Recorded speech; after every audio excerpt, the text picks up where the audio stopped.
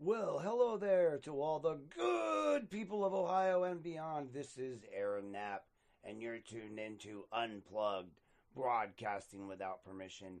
This is a place where the truth gets louder and we dig deeper, and where we always remember be lawful, not awful. If you want the full stories, the documents, the videos, and everything they don't want you to see, head on over to AaronKnappUnplugged.com. My new home for every investigation, every episode, and every update. And while you're here, be sure to like the video, follow the page, and hit subscribe. And share this with someone who needs the truth. We're building something real here. We're building something fearless. And we're doing it together. Welcome to Unplugged. Let's kick this thing off. Plug with Nap. Yeah, we cut through the noise. No script, no leash, no polished decoys. Broadcasting without permission. We don't ask. We lift the curtain and we drop the mask. Unplug with Nap. Yeah, we cut through the noise. No script, no leash, no polished decoys. Broadcasting without permission. We don't ask. We lift the curtain and we drop the mask. Unplug with Nap. Yeah, we cut through the noise. No script, no leash, no polished decoys. Broadcasting without permission. We don't ask. We lift the curtain and we drop the mask. Unplug with Nap. Yeah, we cut through the noise. No script, no leash, no polished decoys. Broadcasting without permission. We don't ask. We lift the curtain and we drop the mask. Unplug with Nap. Yeah, we cut through the noise. No script, no leash, no polished decoys. Broadcasting without permission. We don't ask. We lift the curtain and we drop the mask. Unplug with Nap. Yeah, we cut through the noise. No script, no leash, no polished decoys. Broadcasting without permission. We don't ask. We lift the curtain and we drop the mask. Unplug with Nap.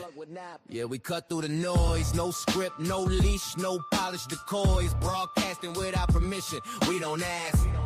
We lift the curtain and we drop the mask. Unplug with Nap. Yeah, we cut through the noise. No script, no leash, no polished decoys. Broadcasting without permission. We don't ask. We lift the curtain and we drop the mask. Unplug with Nap. Yeah, we cut through the noise. No script, no leash, no polished decoys. Broadcasting without permission. We don't ask. We lift the curtain and we drop the mask. Unplug with Nap. Yeah, we cut through the noise. No script, no leash, no.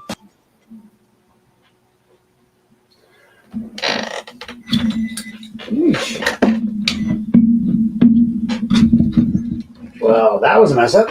Hey there, guys. Welcome here, Lorain, Ohio, and all beyond. Here we are tonight. We're going to do a little podcast. We're going to be talking about Nancy Smith and everything Nancy Smith and nothing but Nancy Smith. And we're going to try to keep Aaron out of it just so that the naysayers are not there. That being said, here we are today. We're going to talk to you a little bit about what's going on. And I just want you guys to tune in and hear what we've got to say. So, how the system works is supposed to work. All right, let's see what we got here.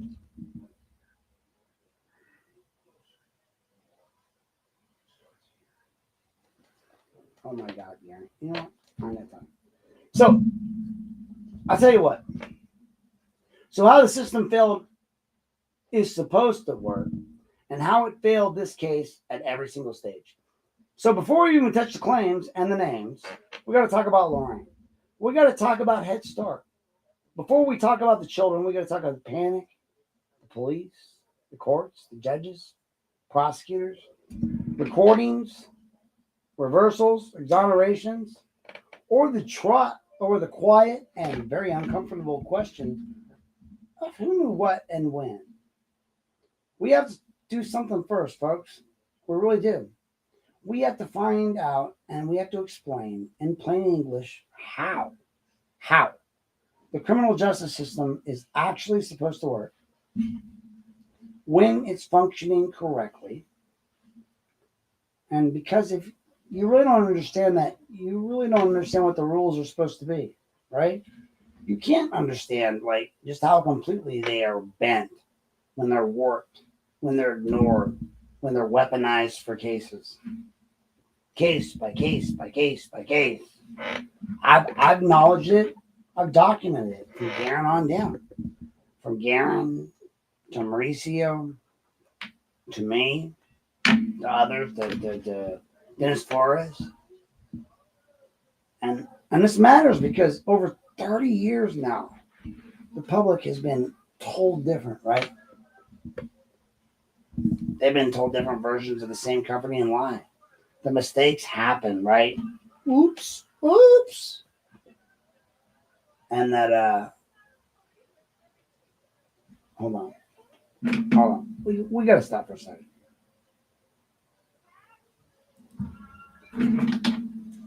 We're going to see what our warning on our recording studio says. Oh, okay. Never mind. That's all. Oh, wow. We got a lot of people watching.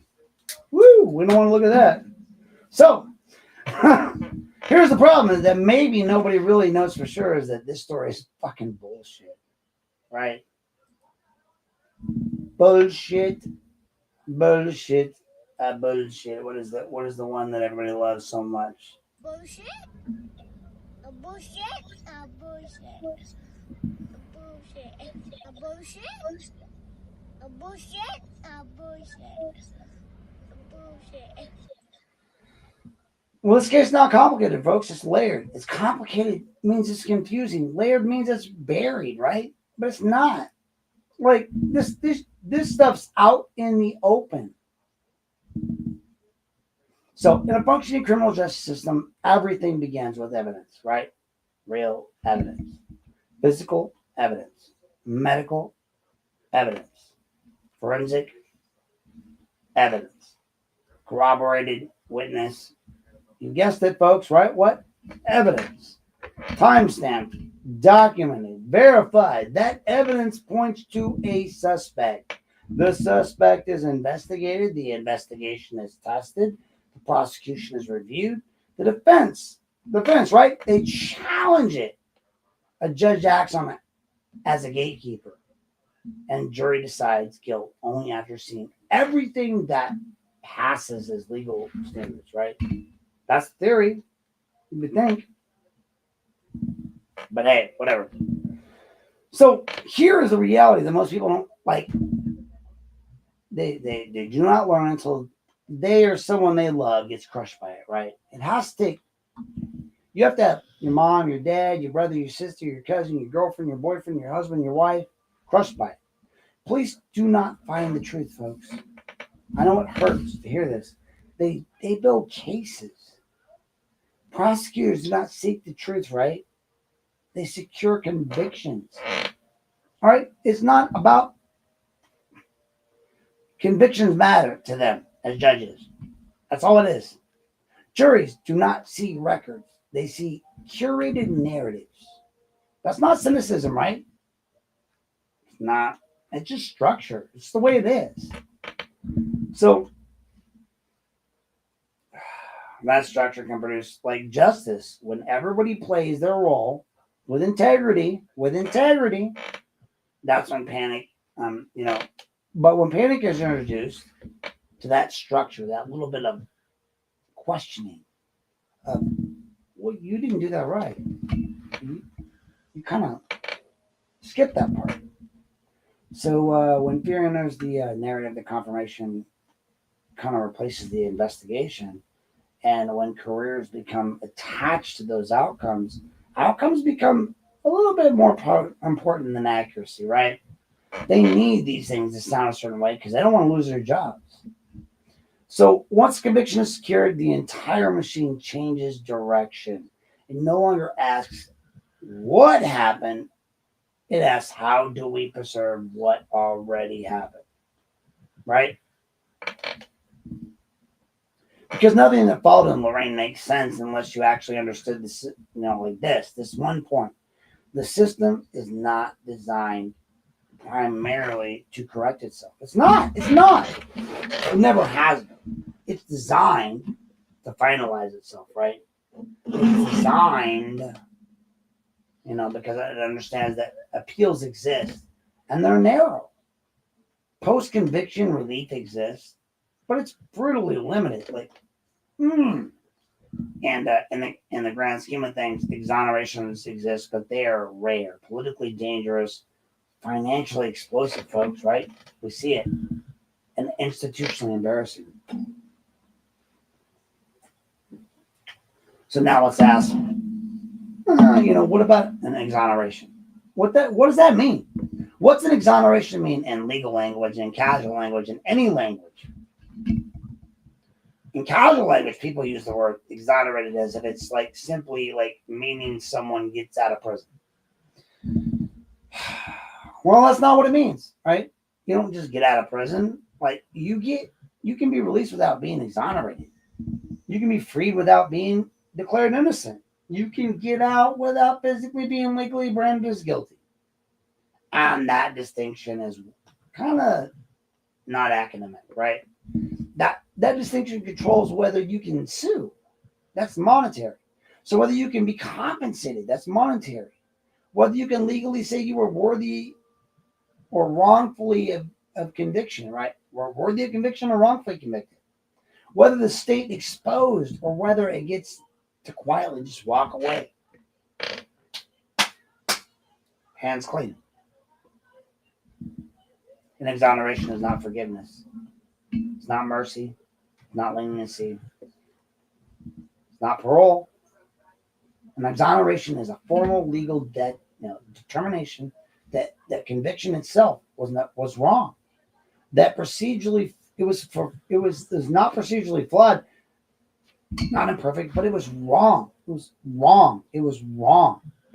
That's the nuclear option for a government. Because once that happens, everything flows downhill. Right? Federal civil rights lawsuits, Section 1983 claims, Monell liability, discovery, depositions. We have internal emails, training records, policies, prior complaints, supervisory failures, budget exposure, insurance exposure, political exposure. So this is why exonerations are resisted so hard, right? Not because the truth is unclear, because money. Careers and reputations are very clear. We see that in Maine. So let's really just break it down right here. Explain why jurisdiction matters in plain English, because this is one of the most abused words in the legal storytelling world, and I use it a lot. Jurisdiction does not mean guilt. Jurisdiction does not mean innocence. Jurisdiction means authority, folks. Right? That's it. That's all it means. Authority. And the grand scheme of things, it answers to nobody. Right? Jurisdiction's like, did this particular court at this particular time have the technical wherewithal, power, or legal authority to issue this particular type of order? Now you can have a ruling that's factually correct, right? But jurisdictionally invalid at the same time. That happens all the time.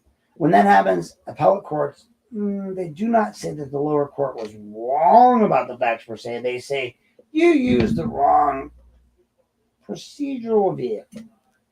You filed in the wrong posture. You lack the technical authority to enter the specific order, even if your conclusion was correct. Right? So that distinction is it's everything in this case. Everything. So because when Judge James Burge later vacates that conviction in, I believe it was 0809, I don't want to get that wrong because people get mad, stakes plainly were that there was never enough evidence to convict Nancy Smith or Joseph Allen. The Ohio Supreme Court does not later say, oh, he was wrong about the evidence.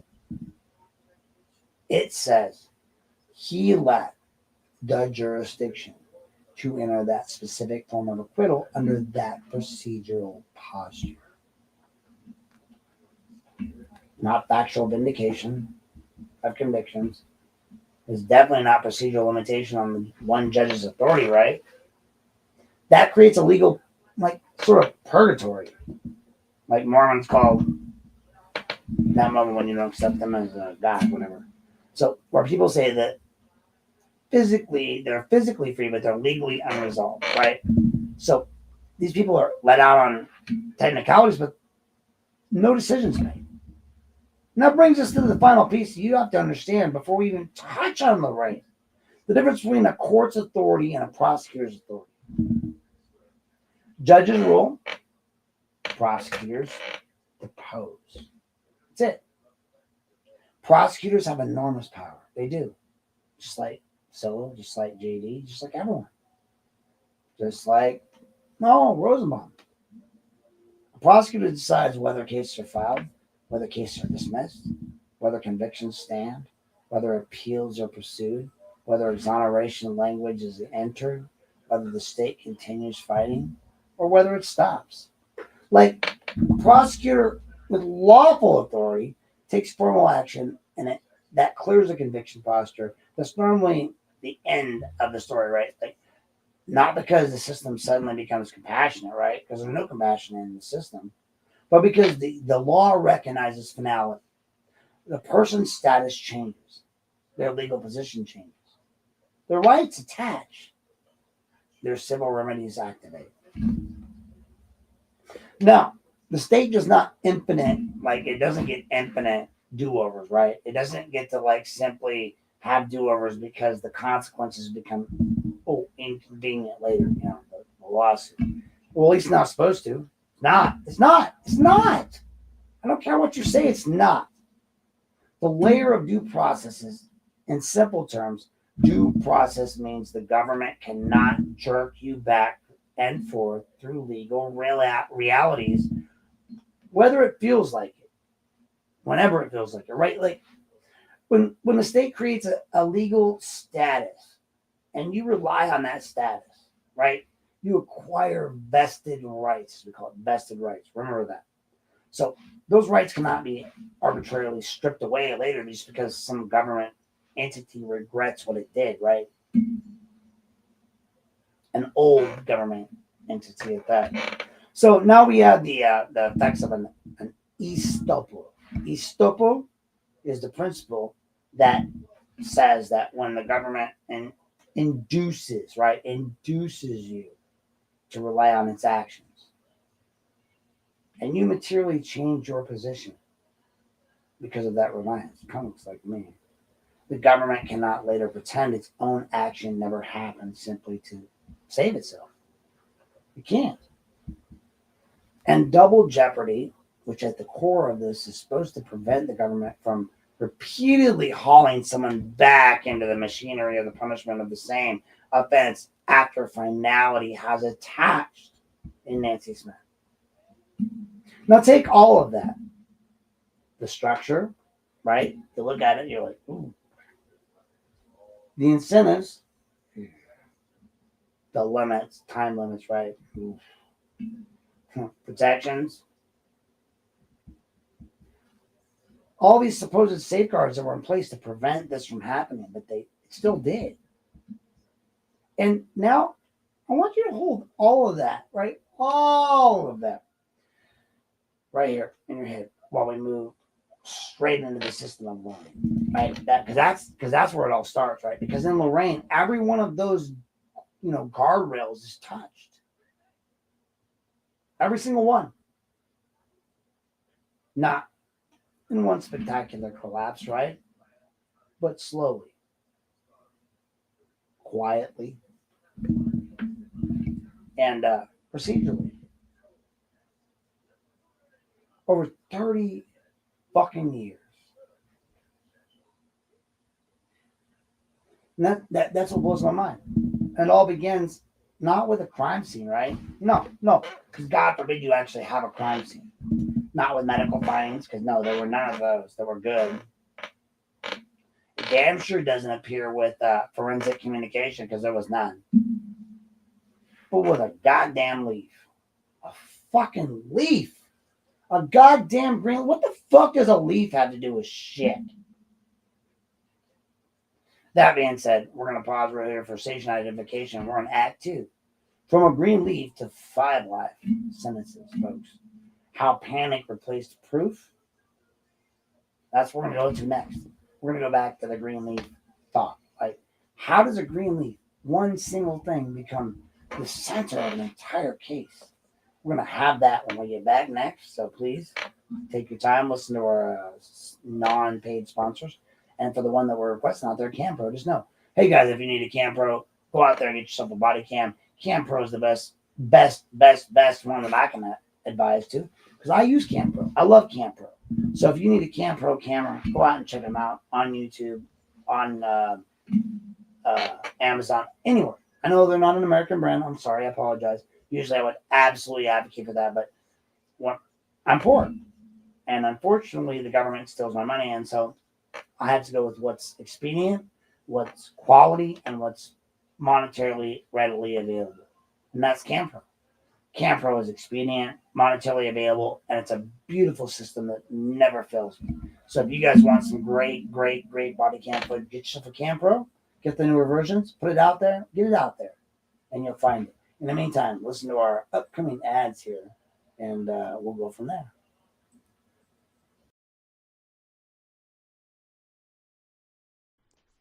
Here at Unplugged with Aaron Knapp, we like to thank our sponsors. We have a few unofficial sponsors tonight, and they are definitely not paid sponsorships. I want to throw out there a big thank you to Joseph Jones and Eric Jones of the Lorain Daily and the Vermilion Daily. They have a local news page. You should check them out. They do plenty of great work broadcasting all the news that is the news that you want to have in Lorain and Lorain County. So check them out. Also, please, if you need any legal services, feel free to reach out to Robert Gargas. You can find him listed online. He's a fine attorney and comes highly recommended by yours truly.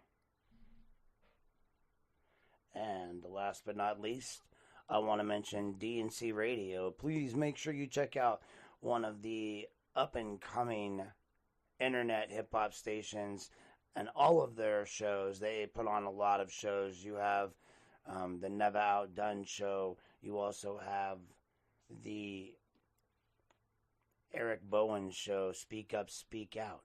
So please make sure you guys check them out as well if you're looking for your latest and up-to-date hip-hop artistry. Thank you for tuning in. This has been a non-paid sponsorship brought to you by Unplugged. Here at Unplugged. All right, guys, how's it going? Good to see you back there. Here we're in Act 2. And we're going to go on from green leaf to 5 life sentences and how panic replaced proof of evidence, folks. So now that I understand, now that you understand, like what the system is supposed to look like when it works, let's talk about actually what happened in Lorain of, 93. God, that was so long ago. I want you guys to think back one thing. Where were you in 93? If you weren't part of this community, if you were still maybe a twinkle in your parents' eyes, or if you were there. Because if this case has ever had a moment where someone could have stopped it before it became irreversible, well, this was it right back in 93. This was the window where that responsibility investigation could have either confirmed abuse, whether real evidence, or shut down the entire narrative before it even metastasized into a generational catastrophe. Because that's what it is. It's generational catastrophe. But regardless, responsibility is not what showed up first, right? It didn't. You can see it. You can go back and look. I expect you to go back and look. Because fear did. Fear reigned first, as it did with all of those claims back then. A 4-year-old child comes home from Head Start. Later that evening, her mother notices something tucked underneath the child's shirt, right? A leaf. Not a wound, not blood, not torn clothing. A green motherfucking leaf. The child is taken to the emergency room that same night, right? Because of a fucking leaf. Now, I just want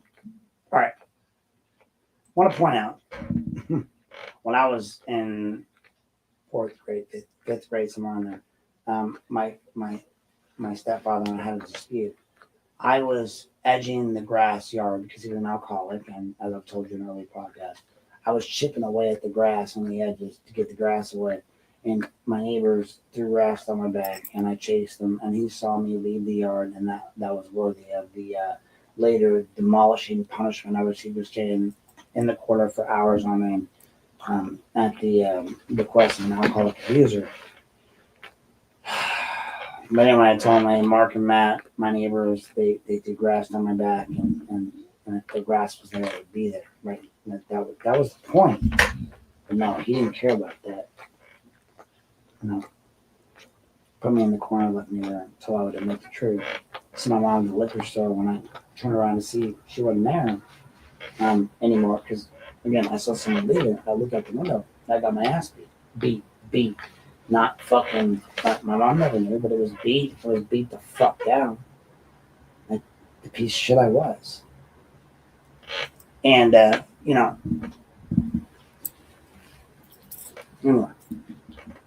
you got this kid. Her mother notices something tucking on her shirt. They see that. Take him to this kid. The child was taken to the emergency room, right? That same night. It's not like 5 weeks later. The part that always gets skipped over in the public retellings of this story that I've read, and I've read a lot. So kind of let's slow it down a little bit here and say it clearly. The emergency room documents found no medical findings confirming sexual abuse. None whatsoever. No tearing, no hemorrhaging, no trauma, nothing that meets the medical threshold for assault. And as a social worker and as a parent of a child who's been abused, I get that more than anyone. Challenge me. I dare you. Porn. Anyway, at that exact moment, the entire future of this case is still open, right? The system could have done what medicine and law are supposed to do when panic and reality collide. It could have relied on the evidence, right? Oh my God. Holy shit, there's evidence? All right. It could have deferred to examination. It could have eventually, we're going to take this shot because I'm getting a little hot. It could have eventually done what normal people do. And, I don't know. It could have deferred to examination. It could have carefully evaluated what the child said, right? Versus what was being inferred by the adults. It could have absolutely taken a breath.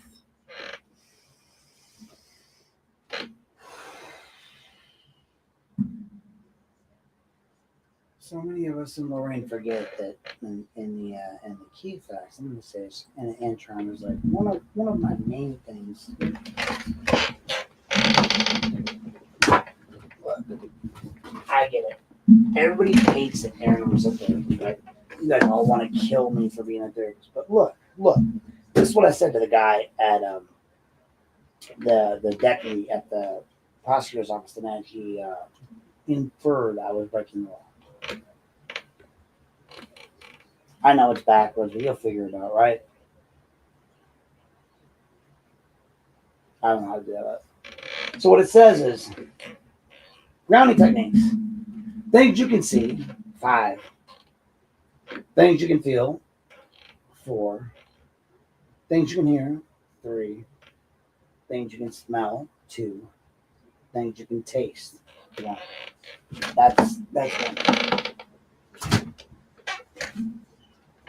Here we have cognitive distortions, right?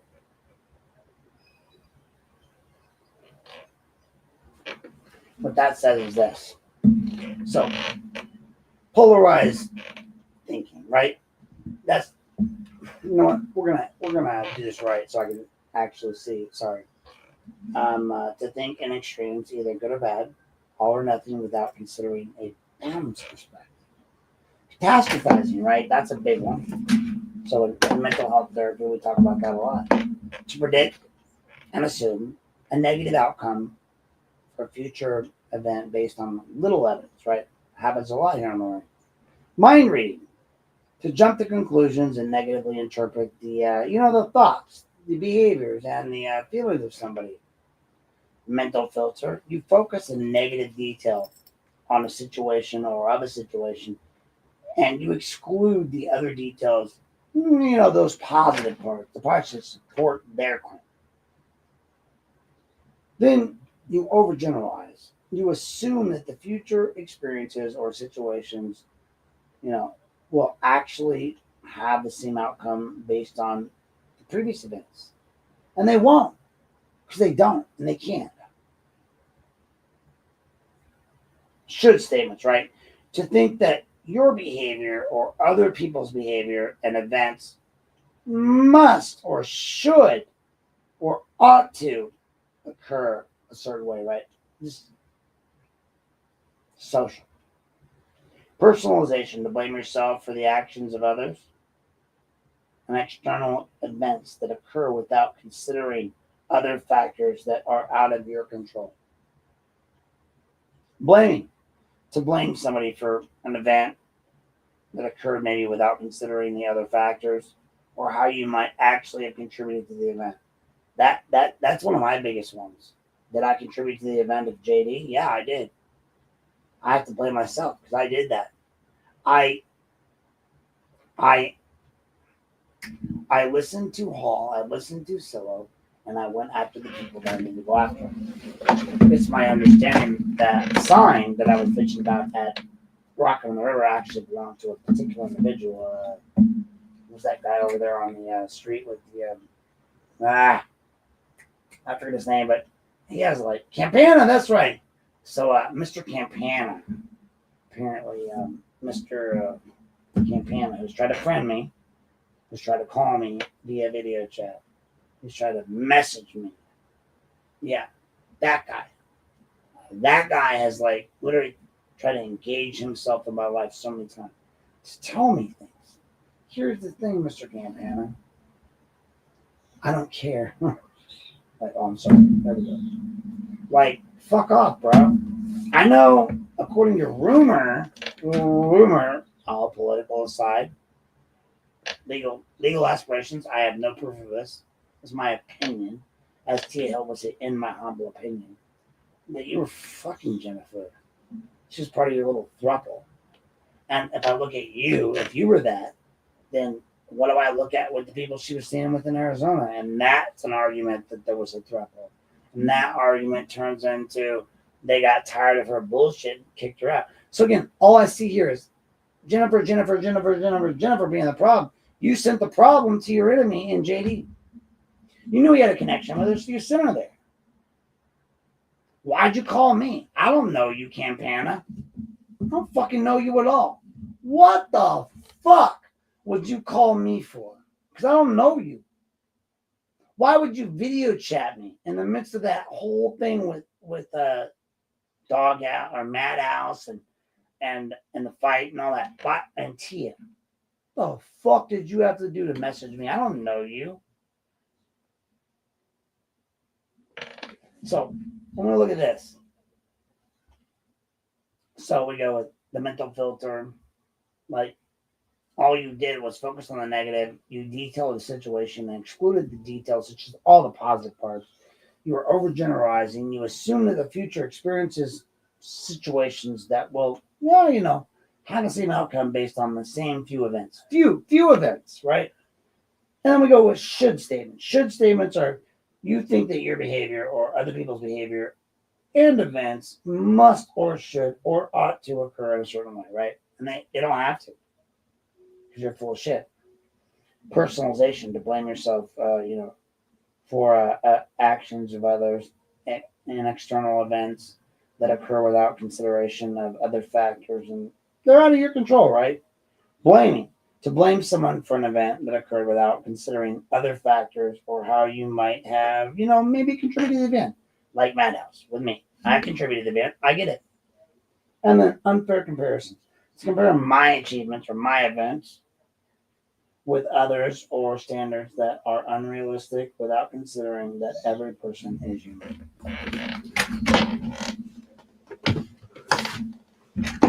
How about unique my ass?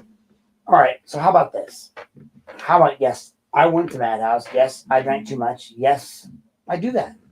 I have mental health issues. I drink too much sometimes. Sometimes I do what I do, but the law states they have to sort of conform to that, right? Like in some way, shape, or form, they were supposed to protect me. They didn't. They were supposed to call the cops. They didn't. They were supposed to make sure I got transported home safely. They didn't. They were supposed to make sure they didn't overserve me. They didn't. And I was all the while talking to a council person, caught up in a conversation without realizing what I was doing. And I can prove that. So if you have all those things together, and then you have they're at fault. So when I do get around to stop being bored and going after the government, I go after Madhouse. So for the record, Madhouse, you're still in my list of to-dos, but you're not quite a year out. You have 2 years to do that. So I will be suing you. So you should tell your, I don't know, your insurance company. That's where it's going. I'm not perfect, but I'm going to get paid because I can't get a job anymore. That's where we're going to go. Last but not least, we have our coping skills, right? Art, doodling, squeeze ball, counting down, counting up. All of you should really recognize this right now, okay? These are good things. If you're not going to go to a therapist, if you're not going to get counseling, know this. Art, doodling, squeeze, stress ball, count from 0 to 30, right? Up or down. 1, 2, 3, 4, 5. 5, 4, 3, 2, 1. I do that a lot. Deep breathing. But it always has to be through the nose and through the nose. That's it. That's it. You will relax yourself every time it relaxes your fight or flight. You can't help it. So eat a snack, maybe drink some water. 9 times out of 10, it's because we're hungry or thirsty. We don't take care of ourselves. Like we have to find a space that like is safe. Here, anywhere, wherever you feel safe. Practice gratitude. Practice thanking people for what they do for you. Maybe hug a stuffed animal or a pillow or a dog or an animal or something. Identify your emotions. Journal your thoughts. Be kind to yourself. Listen to music. That's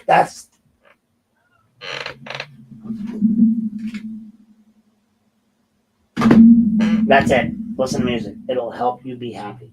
Move your body. When kids are at school, they say, hey, move your body. Get up. Shake. Woo! They do that. Move your body. Move your body. Move your body. Move your body. Get up right now. Move your body. No, you right now. Come on. Don't be lazy. Get up. Move your body. Really, that's what you call moving. Maybe you can dance a little.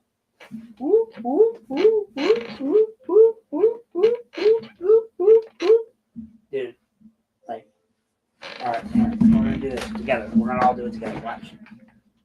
All right. So first off, we're gonna do the side straddle hop. The side straddle hop. We're gonna do 10 of them because that's all we can do. It's like 10. Like 1, 2, 3, 1. 1, 2, 3, 2. 1, 2, 3, 3. 1, 2, 3, 4. 1, 2, 3, 5. 1, 2, 3, 6. 1, 2, 3, 7. 1, 2, 3, 8. 1, 2, 3, 9. 1, 2, 3, 10. That's it. That's all you gotta do. Like we're all awake. We're all good to go. It clears your mind. That's it. It'll clear your mind, folks. I'm just saying. You don't have to go, but nice. Hate this chair for that. Just lying back. So, challenge your negative thoughts because they're there. Go outside and enjoy nature. Go outside. Go outside. Go on a walk. Go see people. Fuck. Be kind to yourself. Like, when you get to pee, like, look at puzzles. Do puzzles. Try to puzzle things out. Have some quiet time. You take a nap. Could do what you gotta do. Quiet time. Just you. Read books. I love them. I love to read books. Do some stretches. Stretching is amazing, folks. Amazing. Take a bath. Seriously, take a bath. So then we look down at use a fidget toy. Everybody uses fidget spinners. Like somewhere around there. Visualize a happy place. I love that. Think of Happy Gilmore, right? Visualize your happy place. Watch a funny video, exercise, yoga, sleep. That's it, folks. That's all you got to do. So we're going to go back to where we're at. I'm going to stay here. It could have taken a breath, right? But instead, The mother of one of the victims becomes dissatisfied with how slowly law enforcement was moving. And this is importantly psychological because panic does not tolerate patience. Panic demands escalation. So when she contacts other parents, what do we have? She contacts a Cleveland television station. What do we have? This is the moment where the adrenaline enters, like your bloodstream, right? That point where it goes in like the bloodstream of the entire community. The station broadcasts the story. The story. The story. Words, Head Start, possible child abuse, hit living rooms. Now the narrative no longer belongs to physicians or investigators. It belongs to fear, right? The broader perspective of fear. Parents begin showing up at Lorain Police Department reporting that children are now suddenly displaying behaviors. They know. They absolutely fucking know, right? They know. And they now interpret as signs of sexual abuse. Bedwetting happened everywhere. I was in California. It happened there. Based on that, I was being sexually abused because I pissed the bed. We all did. Who hasn't pissed the bed lately? Just kidding. But I mean, seriously, like who hasn't pissed the fucking bed? You're gonna sit here and tell me, oh, you're pissing the bed, so that means sexual abuse. Bullshit, right? No. That's when adrenaline hit, right? The bloodstream was just flowing. Stations are broadcasting a story, and now you got this narrative. It doesn't belong to anybody. It's just flowing. Lorain's like, oh yeah, these kids are bedwetting. They're playing with dolls. They're simulating sex toys with dolls, putting tape over dolls' mouths. Really? I'm supposed to believe that bullshit? Like, look, it sounds like an adult laid out plan. That's what you have to look at. As a modern professional, I look at it that way. Like, there's no way a kid would know that. And there's no way an adult would do that. They have different ways and methodologies. We've proven that since then. That's why the 80s and the 90s were so bad for mental health. Like, here's where things start getting extremely dangerous in a way that most people cannot realize and could not realize at the time, is that none of those behaviors are diagnostic of sexual abuse by themselves. None, not a damn one. Pediatric psychologists will tell you that children explore, they regress, they mimic things they overhear, they absorb adult panic and they mirror it. But once a community primes itself to see abuse everywhere, right? Everywhere, ambiguous behaviors transform into confirmation bias. Now comes the interview phase, right? This is the phase that ultimately poisons the whole well beyond repair. You can't get past it. Detectives conduct repeated taped interviews with 4 and 5-year-old children, right? 4 and 5. Parents are present. This alone violates the best practices in modern child care interviewing. Fuck, it gets worse than that, folks. On tape, parents actually answer the questions for their children. How the fuck are you going to do that? They're going to correct their children. They're going to clarify for them. Investigators suggest names. Nancy Smith, Joseph Allen. They ask if the person who harmed them was one of these two. That's so fucked up. But okay, some children agreed after being prompted multiple fucking times. And some children denied that the abuse occurred at all. That was it. Not speculations, not transcripts. Not what psychiatric findings were later, that would become so devastating. This was because one suggestion enters the record. Of a 4-year-old's memory, the memory is no longer really a memory. It becomes a constructed narrative. Now let's add into that the physical descriptions into the mix, right? Because this part alone should have kind of stopped everything. You would think, but hey, fuck it. Why, right? Why not? Some children describe a black perpetrator, African American. Some describe him as white. This guy, not me. Some describe the perpetrator as pink black with white spots.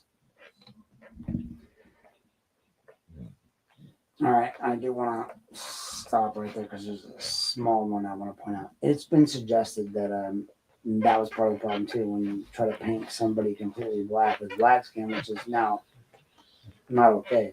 But in the 80s and 90s it was. Even in the 2000s, people were still doing it. Why would you have someone black with white spots? Someone pan black who had white spots because certain spots got worn off. But hey, whatever, right? We don't actually look at Occam's razor or any game theory to determine what's the most simplest answer. Was it a black guy with white spots, or was it a guy that was white with black paint on him that showed white spots? But whatever. Hey, eye color changes, hair changes.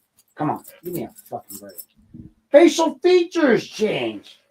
What is this? House of fucking cards? And then, last but not least, the goddamn house changed. I mean, if you don't want to punch somebody in the face yet, I'd have to question why. I'm not gonna do it. Just saying. Some children describe this house as being a basement, right? And then they describe being taken into a basement. And they describe an upstairs bathroom. So basement, right? Basement. Sorry, bathroom. Joseph Allen lives in a one-story slab house, folks. One fucking story. No basement, no upstairs, no nothing. Shit. Don't get no clearer than that. Joseph Allen lives in a one-story slab house directly across from the local fucking newspaper building. I'm assuming that means the Chronicle. No basement, no upstairs, no upstairs bedroom, for fucking sake. And that contradiction is never resolved. Not once, not one time. Not one time did they ever resolve the fact that literally Joseph Allen lived in a one-story slab house directly across from the paper. No basement, no upstairs bedroom. I don't get it. But under a rational investigation right standard like that alone would have paused the case, right? Absolutely. That's where we stop this case, and I'm gonna have to end the interview, the whole story, right? Because like normal people, the Lorain police paused that investigation and realized it was bullshit, right? They did. They absolutely did. And I'm sorry for dragging you guys into this whole bullshit story. Oh shit. Sorry, my bad. My bad. I lied. Public and these things become panic investigations. They don't pause, they accelerate. Now, Nancy Smith comes into view. She voluntarily submits to a polygraph examination and passes, right? She looks like your normal school mom. Like the girl, the woman, the lady that was everyone's mom back in the 80s, right? Amber's mom. I have cartoon versions of her in my story and whatnot, but Nancy Smith comes into view. She voluntarily submits to a polygraph examination, and she fucking passes. That's important, folks. You can say polygraphs are not admissible as proof, but they're often used in investigative tools. Passing it should have at least reduced the pressure a little bit, right? Just a little bit. But instead, it does the opposite. Joseph Allen becomes the focus largely because of a prior unrelated conviction for sexual misconduct in another neighborhood case. Now, I can't speak to that case. I haven't looked at it at all, but I can say that it looks like a pattern. Looks like they keep going back to the same guys over and over and over and over and over and over again. If this case is bad, what does that case say? And again, that's what threatens law enforcement. This case bad. Why is that case not bad? Brady law. Why is that officer not lying now? Your truth-telling ability is called into question. All of us have an innate ability to be honest until we don't. That innate ability is taken away by the courts or by people. You're a liar. I'm not going to listen to you. So he becomes this focus because of an unrelated conviction for sexual misconduct in another neighborhood case. And this is the pattern that you see over and over and over and over and over and over again in panic cases, right? All across the country. One, fear is active. So, hey, in your prior bad acts, they're going to be the magnets. They suck it to it. So guilt becomes transferable over proximity. Still, no forensic evidence ever connects either of them to alleged Head Start abuse. Either. Neither. None. None whatsoever. No confirmed crime scene. No medical confirmation. No verified timeline. And now that machine is moving too fast to even stop itself. It can't. It can't stop itself. It's like a friggin' bullet flying towards its target. This is the part that most people cannot emotionally process even decades later. And I can't still. A community does not descend into this kind of momentum because everyone knew it was evil. Or because everyone is evil. Right? It doesn't. What really happens is that hold on.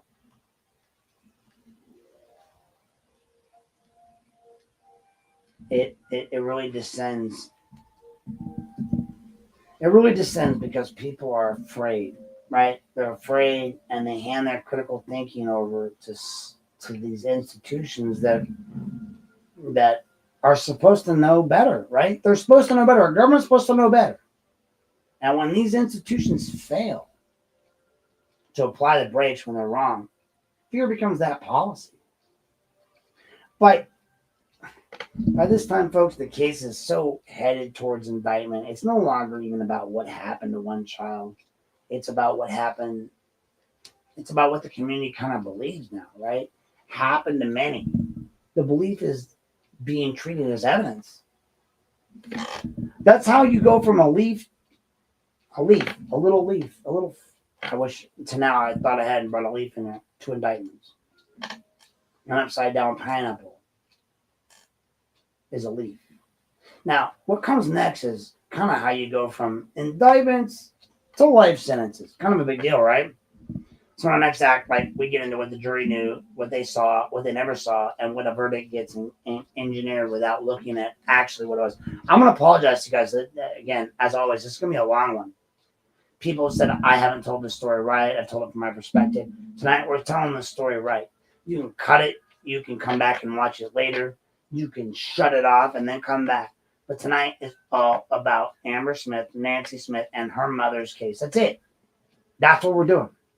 We're not talking about Aaron. I may mention me a couple times for fact purposes, like I told Amber. I can't talk shit about you if I want to first not talk shit about me. That's it. So I talk shit about me, and then I talk shit about you. And then I rectify both of us. We become better. We're shielded in that armor. You did that, didn't you? Yeah. So what the jury never saw was how a verdict gets engineered without even looking at it and looking at what it was. By the time this case reached the Lorain County courtroom in 94, the narrative was already set in the public eye, as it was all across the nation. A daycare panic had taken hold, folks. Media coverage had hardened this suspicion that it was certainty. I remember seeing it as a child. Parents have been talking to each other for months. Remember the South Park episode where they're on the children on the corn, right? Children have been interviewed, re-interviewed. Two names have been socially welded into this story, like welded, hammered, nailed, super glue. I don't know the fuck how you call it. Nancy Smith and Joseph Allen. Nancy Smith and Joseph Allen. Nancy Smith and Joseph Allen. Nancy Smith and Joseph Allen. The trial itself takes place like before Judge Lynn McGow. And this is where people often imagine that everything exists, simply flows into the courtroom. This is the myth of the trial jury and the jury by trial. The jury sees not the whole picture and decides, right? It believes that, but it's not actually how trials work. Trials are not about showing everything. Trials are about only showing what survives procedural filter. Evidence is excluded by evidence is excluded by constitutionality. Sometimes for legitimate reasons. Sometimes for reasons that look later like catastrophic. In this case, the exclusions did not clean up the record, right? They sterilized the fuck out of it. They let these children testify, which again, I've had my own experience with it, but children can't testify. They have no, all right, I'm going to pause this real quick. I'm going to say like what I do, I run up a script because I read it up before I come on here to stay on track, but children will lie. And they lie for one reason and one reason only. They lie because they lie. They have no wisdom to know that. So when you ask why does a child How do you know a child's lying? Their mouth's open. So they lie because they say what is most convenient, most protective, most in their best interest. That's it. No one else's. And that's normal. It's not a bad thing on them. They don't have wisdom centers. They don't understand how telling can benefit everyone, including themselves. They don't get it. But what everyone must understand is the way that testimony occurs. There are 4 and 5 year olds, right? These are 4 and 5 fucking year old children. These testimonies are not coherent narrative. It's fragments. It's head nod. It's faint verbal answers. Yeah, no. Shrugs, gestures. The jury doesn't see this full spontaneous storytelling. No. They see the responses to guided questioning inside that highly ritualized environment that's been there since day one. What they see and what the jury sees is never everything that would have destabilized the narrative that they actually were being asked to accept, right? Because that would be too simple. They never see the full videotape police interviews. They don't see the highlights. They don't see the excerpts, and the full tapes. They're still hidden. Amber's lawyers have. So the repeated questioning is that the movements where children change their answers, the moments when parents answer for them. What the fuck? All right, I'm gonna point that out as a therapist. That is not okay. I'm not gonna interview when your parents. I lost clients because of that. They're like, I didn't like what you asked my kid. Well, your kid didn't want to tell you this shit. So, but they still have the right to the record, and I'm not gonna change the record. So they ask the record. They look at it and they go, "You told my kid this?" Well, no, your kid told me this. So the moments where the children were not saying anything, those things happened, and then later say something did after a suggestion, right? A suggestion. So they never see the lineup identification videos where the majority of children fail to actually ever identify Joseph Allen. None of them. Think about that for a moment, just a second. The state alleges that abuse occurred repeatedly, right? Multiple children over time with toys, with masks, with ropes, with props, with transportation. And yet when they're showing lineups, they can't even identify the man who's supposed to be their abuser?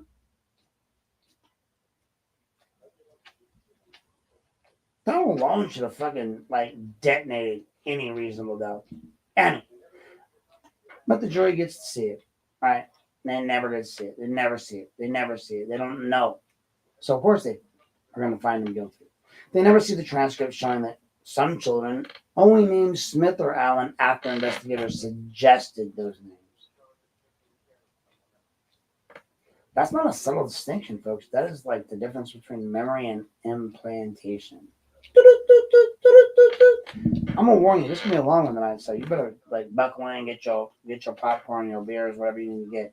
Because I just realized we're not even halfway into it, and we're a lot of the ways in. I can't even see the time frame on this current version, but they never received medical reports from the doctors, the child abuse experts examine the children. They were, these reports do not corroborate sexual abuse. The jury never even sees that absence documented. The jury doesn't see shit. They never examine Nancy Smith or the bus logs. Those logs would have established whether her route could have even supported the idea that the time sequence alleged by the prosecution fit. The jury doesn't fucking see them. Mileage charts. How the fuck are you going to tell me you didn't see that? Okay, cool. I get it. You're ignorant. You're dumb.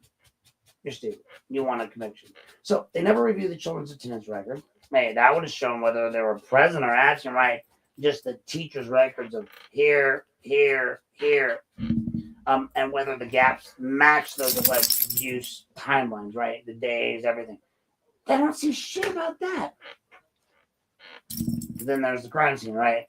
Or more, wait, hold on. That's right, there isn't one. They have no fucking crime scene. Law enforcement testimony confirms that investigators were never even able to identify the actual crime scene, right? Not once. I know you guys might not know that. Some of you out there might not know that. I'm going to tell you, they could not investigate or find the actual crime scene once. I told you earlier, no basement. If you don't have a basement, you live in a flat, you don't have a basement. Fuck off. Margie Grunger had a basement. The main plaintiff, she had a basement. She had boyfriends. But hey, whatever. So no physical location was ever confirmed. The children described this junky basement, right? They described that an upstairs bedroom. Joseph Allen's house investigators can never really resolve this contradiction. They can't even move past it. They just do. They're like, fuck it, right? So what? The kid said they got fucked in a basement or an upstairs bedroom, but none of that happened. All right, whatever. And then neither one of those actually ever lived in that kind of house. I don't have a basement or an upstairs. I can't do either of those things. But so the prosecution also presents no coherent explanation on how Smith or Allen allegedly coordinated transporting multiple children, right? Not just one, but multiple children with toys, masks, ropes, magazines, and props to an unidentified location and then returning them without any adult, not one single adult in the Head Start program ever observing any missing children, unexplained absences, late bus notices, or even an attendance discrepancy. These kind of things today would they'd be like, fuck off. But not back in the 80s. Right? We did a lot of shit. We still believed in Freddy Krueger and all that bullshit, right? But there's no timeline demonstration. There's no route to reconstruction. The jury never hears a plausible mechanics of any sort of a criminal argument. And there's that whole thing that's the object of that ignited everything, right? This fucking green leaf. Fuck off with your green leaf. Like, I don't even get it. And the leaf that triggered the emergency room visit, the leaf that triggered the media call, the leaf that triggered the public panic, the leaf that triggered the police surge. It's never introduced into evidence, not fucking once. Not once, folks. Where's the goddamn leaf? Not authenticated, not tested, not explained, not even fucking traced, not even contextualized, right? Not a goddamn thing about the leaf is ever brought up. The whole point of the whole case, it just disappears. From the trial like it never existed. After all that, after an evidentiary vacuum has been curated into a clean narrative, the jury deliberates for less than one fucking day. 1 day.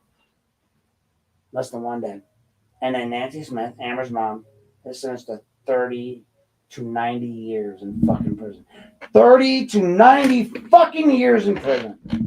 Joseph Allen gets 5 consecutive life sentences. Like, one isn't goddamn enough. You got to give him 5.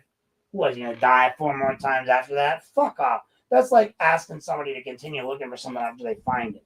No, I kept looking after I found it. No, Joseph just fucking died once, but just in case he comes back alive, and that has actually happened.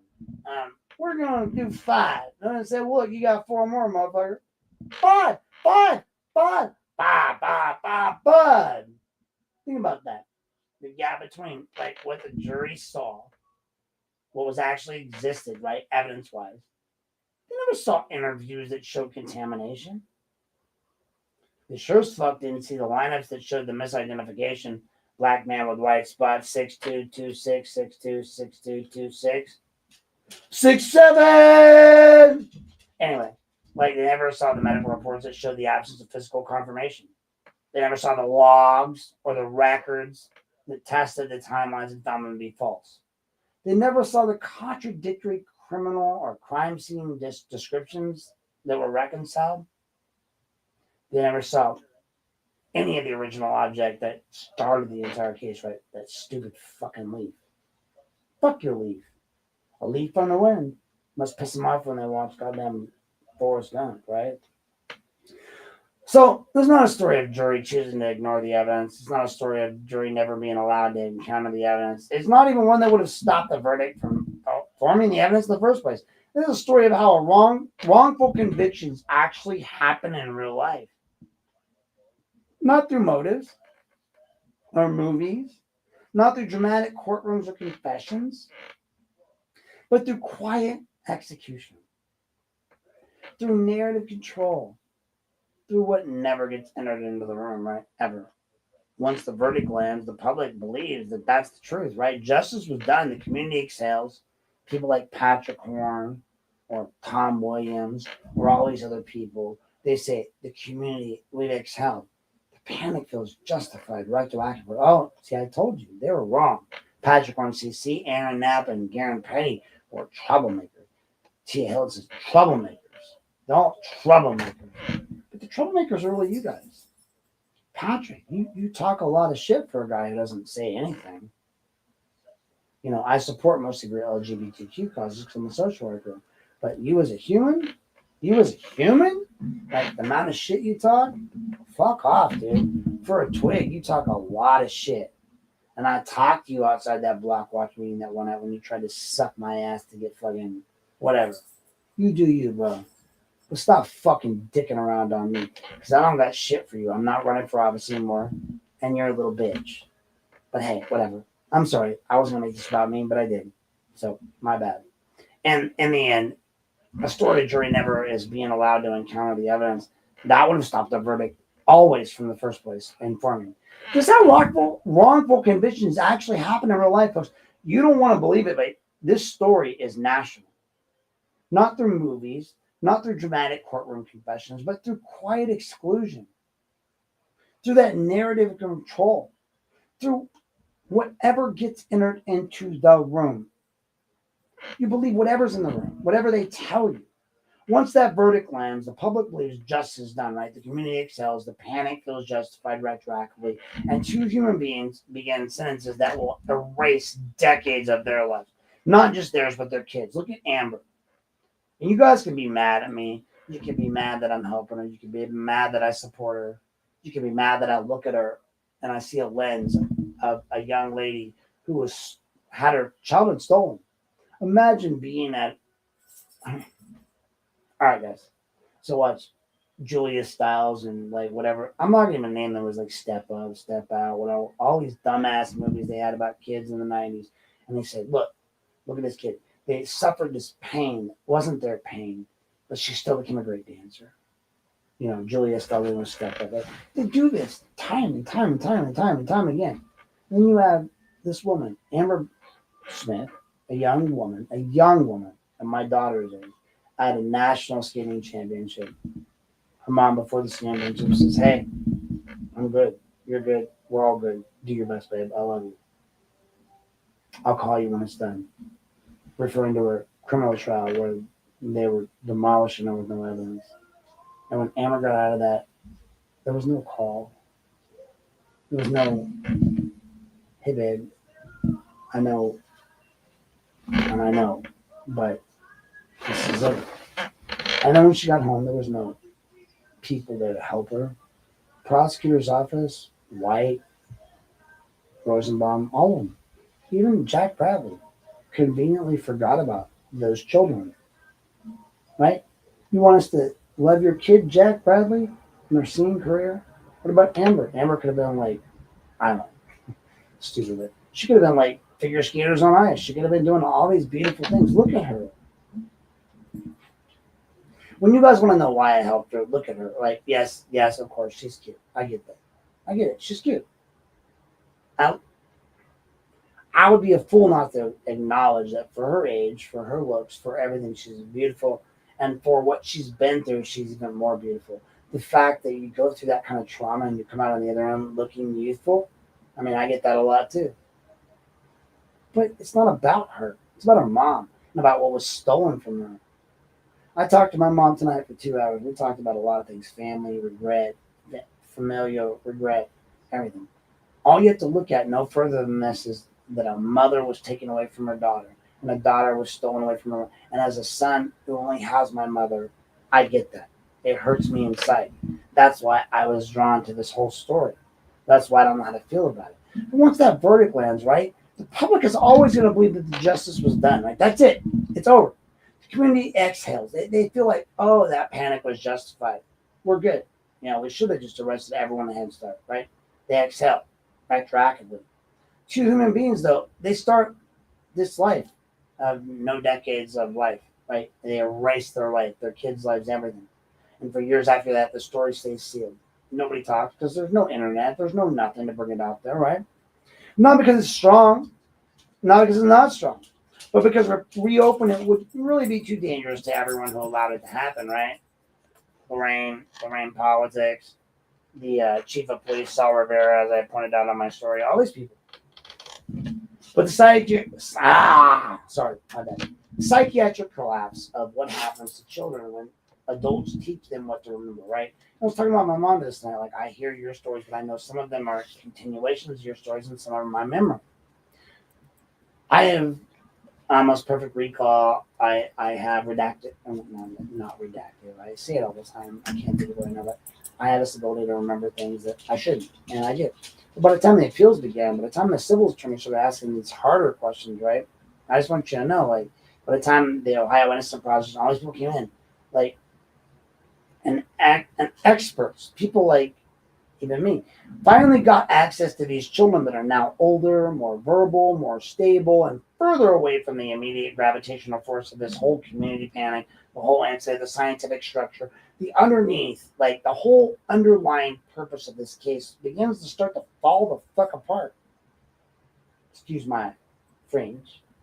But that's where I need to slow it down a bit, like, even though like we've been going forever, but everybody worries about like, oh, I make every story about me. This is not about me. All right, this is about Amber.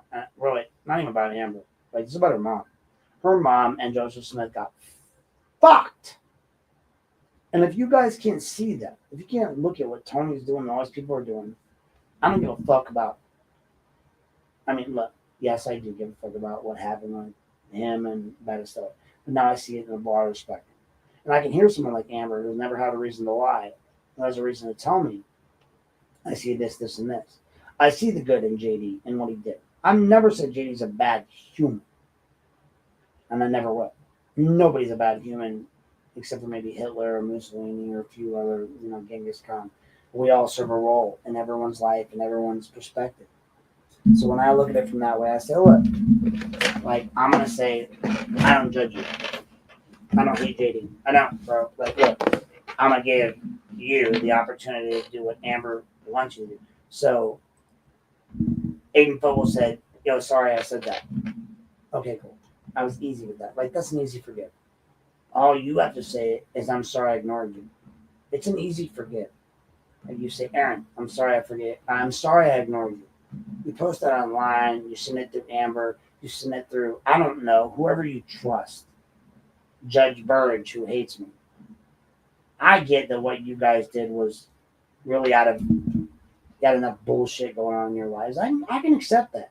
I like that answer that Amber gives. Like, she offers an answer that's relatively understandable to me. Just like when James came at me, I can understand a man coming at me. But when you took it to my board, you became a little bitch. At least JD and I was only mad when Burge wrote the letter to the city of Lorain. But even then, was it really that bad, or did Burge tell Riley what the fuck to do, and Riley didn't listen? Now that I look at what Burge did for Amber's mom, and I look at what JD did, maybe there's some truth to it. The problem is they listened to these investigators who, again, I go back to the beginning of our statement, were all part of a generational project of the Lorain County Prosecutor's Office being all the same people. That's your bigger problem. So now they have access to these kids. They're older. They're more verbal. They're more stable. They're farther away from like that whole immediate gravitational force of this community panic, like a black hole sucking everything in. Right. The scientific structure underneath all this case begins to suddenly dissolve, like devolve. It falls apart. It disintegrates. It's gone. Right. And I can say this as somebody who actually knows, and as somebody that actually worked inside this juvenile justice system and within juvenile systems. I was a juvenile justice counselor, folks. I'm a licensed social worker. I'm someone that spent years, or at least a few years, sitting across tables from kids who've been interviewed, coached, questioned, influenced, prosecuted, pushed, shielded, sometimes unintentionally harmed by the very adults that are supposed to protect them. We get in our heads, this is the story, right? This is the story the kids tell me. These are 4 and 5 year olds. So here's the first thing. They don't really show juries in panic era cases, right? Child memory is like not a recording device. It's more of a construction site, right?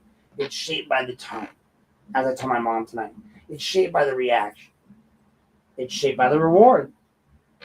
It's shaped by the fear. It's shaped by what adults in the room want to hear. And even when the adults swear up and down that they're not influencing, they swear it on anything, right? They still are. When a 4-year-old is asked what happened one time, that fragile data becomes a data point, right? It's when the same 4-year-old is asked that same question 10 times over here, right, by different adults in different rooms, in different emotional reactions. And that data point stops being a memory and starts becoming a narrative, right? They attach to that. The child quickly learns that what answers will cause alarm, what answers will cause attention, what answers make the adults lean forward, what answers make the adults gasp, what answers make the room and change or disrupt.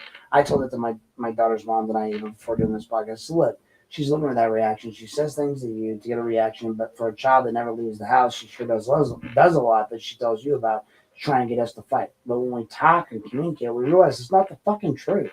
Our kid's full of shit because she has no wisdom yet until she's like 27.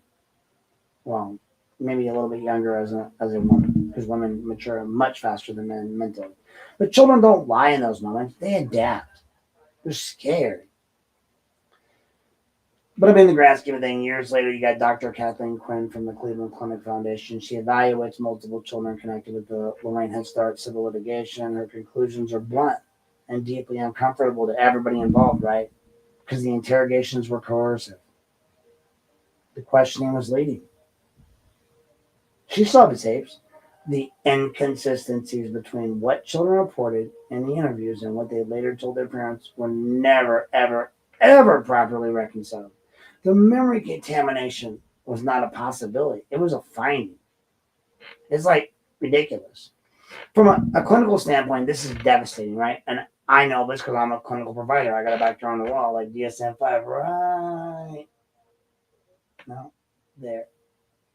So, because it means that once the interviews unfolded a certain way, the actual original factual questions of whether the abuse occurred became pretty much impossible to separate from the children from what they had said and what they've been taught to remember. That's not some theoretical bullshit for me, right? I've worked these cases where a child genuinely could not distinguish between something that happened to them or something that, they were told that happened to them after a repeated question. Not because they were dishonest, right?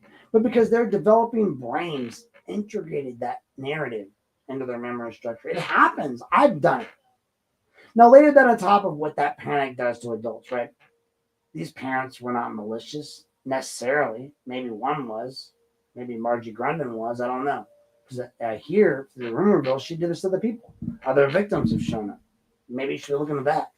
But they were terrified. They were adults, unconsciously reinforced narratives without meaning to. They were asked to follow up on questions. They repeated statements. They clarified for the child, and they correct the child when the answers didn't match the expectations. They did not realize what they were teaching.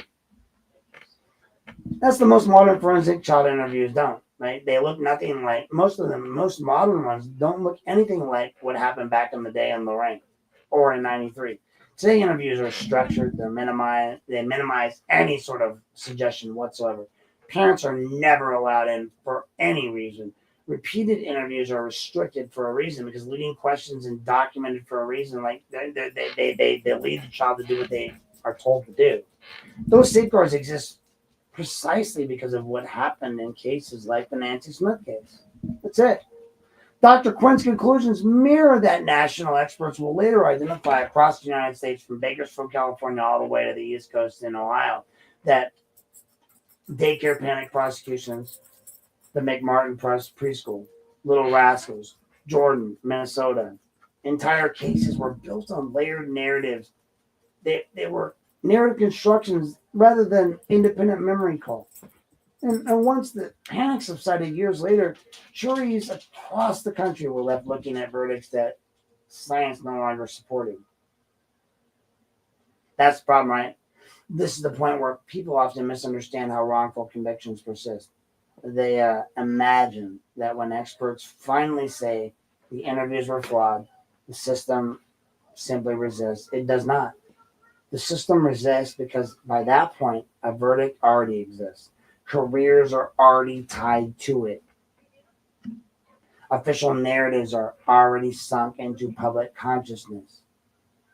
And undoing it would require these institutions to admit that what they once presented as certainty was built on psychological quicksand.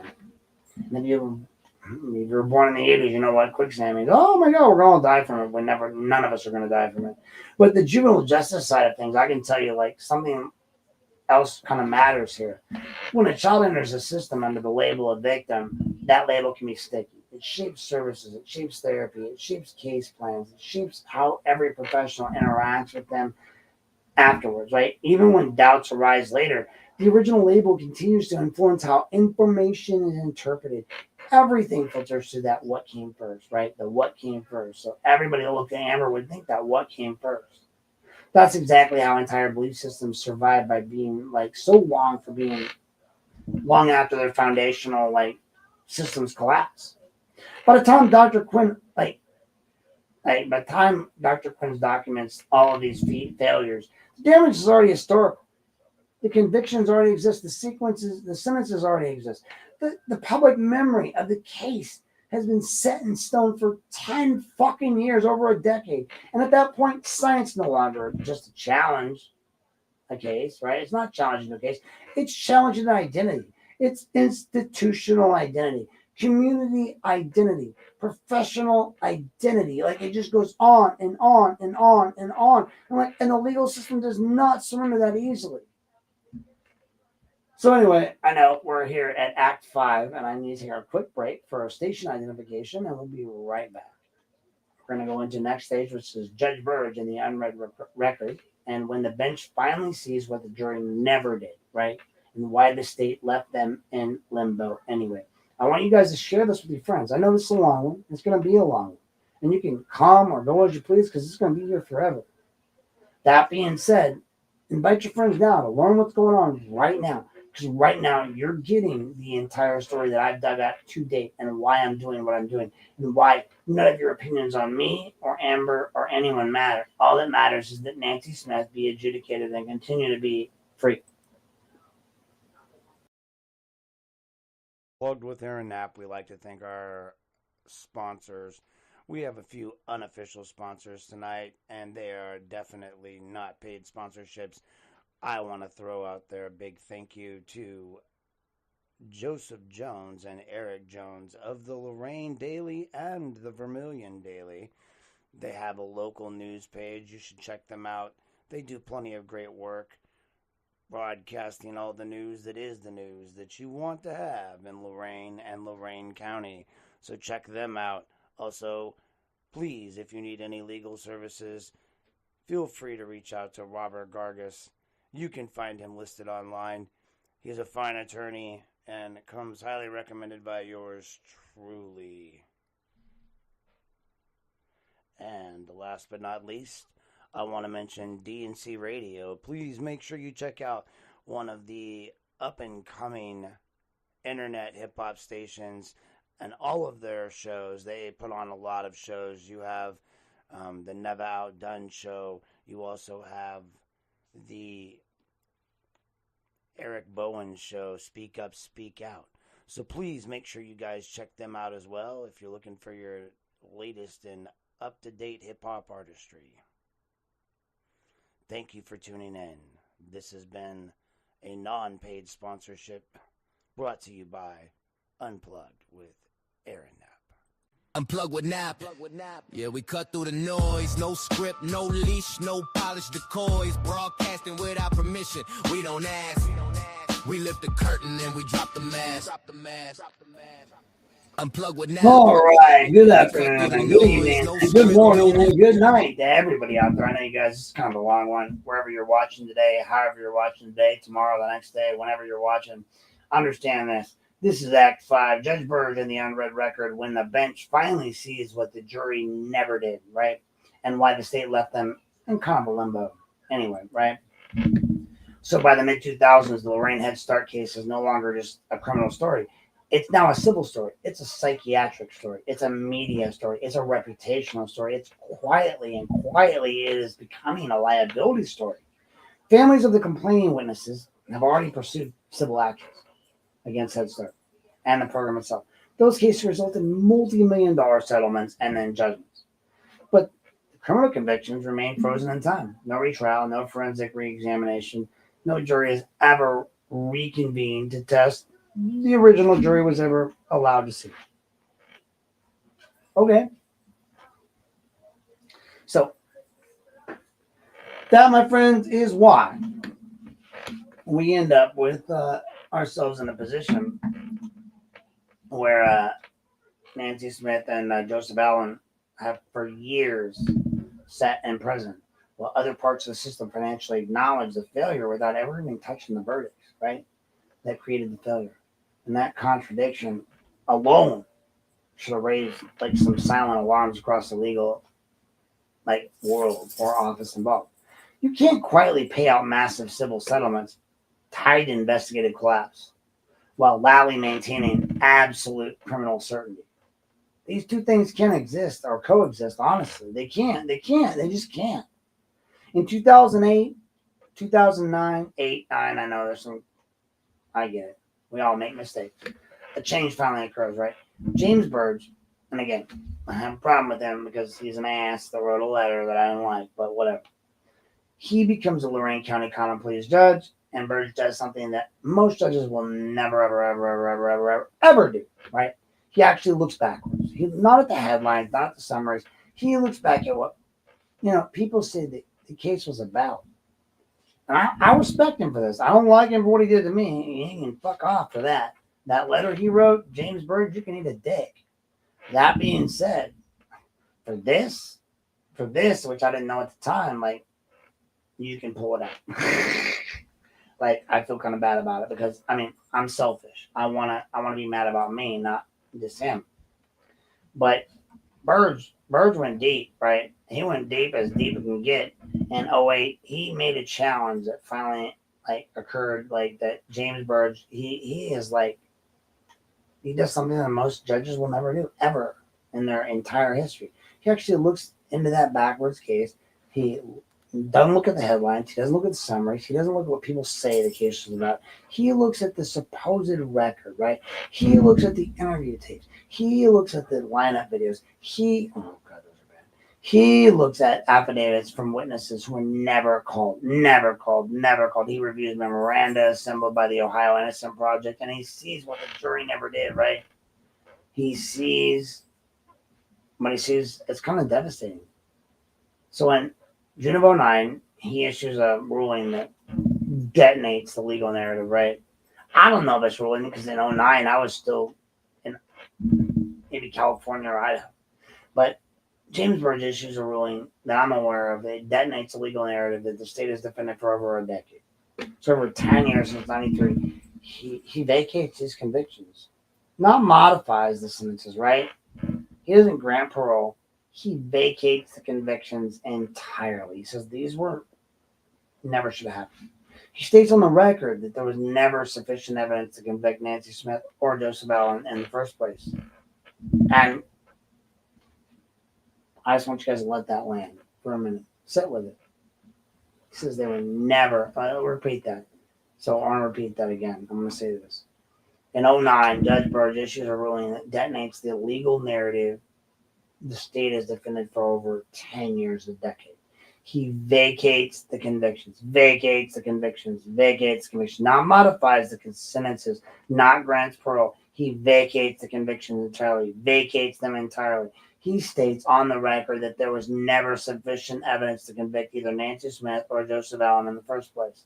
Never sufficient evidence to convict either Nancy Smith or Joseph Allen in the first place. Let that land with you for a minute. Let it sit with you for a minute.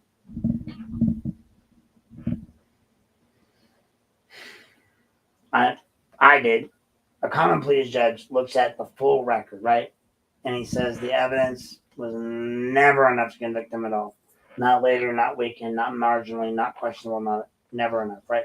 I'm not questioning James Burge as a lawyer or as a judge. I'm questioning as chief of staff of JD. So in this moment, he is acting as a judge, and he released both defendants from custody. And for the first time since 94, the criminal narrative collapsed publicly from inside the courtroom, right? Not from the journalists, not from the defense advocates, not from who whispered what doubts, not from a sitting judge. For a moment, it looked like the system was finally correcting itself, right? But this is where things start to get a little strange, and people, like most people outside of the law, struggle to understand. The state appeals Judge Burge's ruling in the Ohio Supreme Court. And when the Supreme Court reviews it, they don't say that Burge was wrong, per se, about the evidence. They just say the convictions were solid. They don't say they were solid. They do not say the psychiatrics were valid. They don't say that suppressed evidence was harmless. They just reverse him on jurisdiction. Plain language, they say even if Burge's conclusions were even about the evidence, and he may have been right, he lacked the technical procedure authority to enter that specific form of acquittal under the procedural of case at the moment. He used the wrong door, basically. Used the wrong procedural key to unlock that door.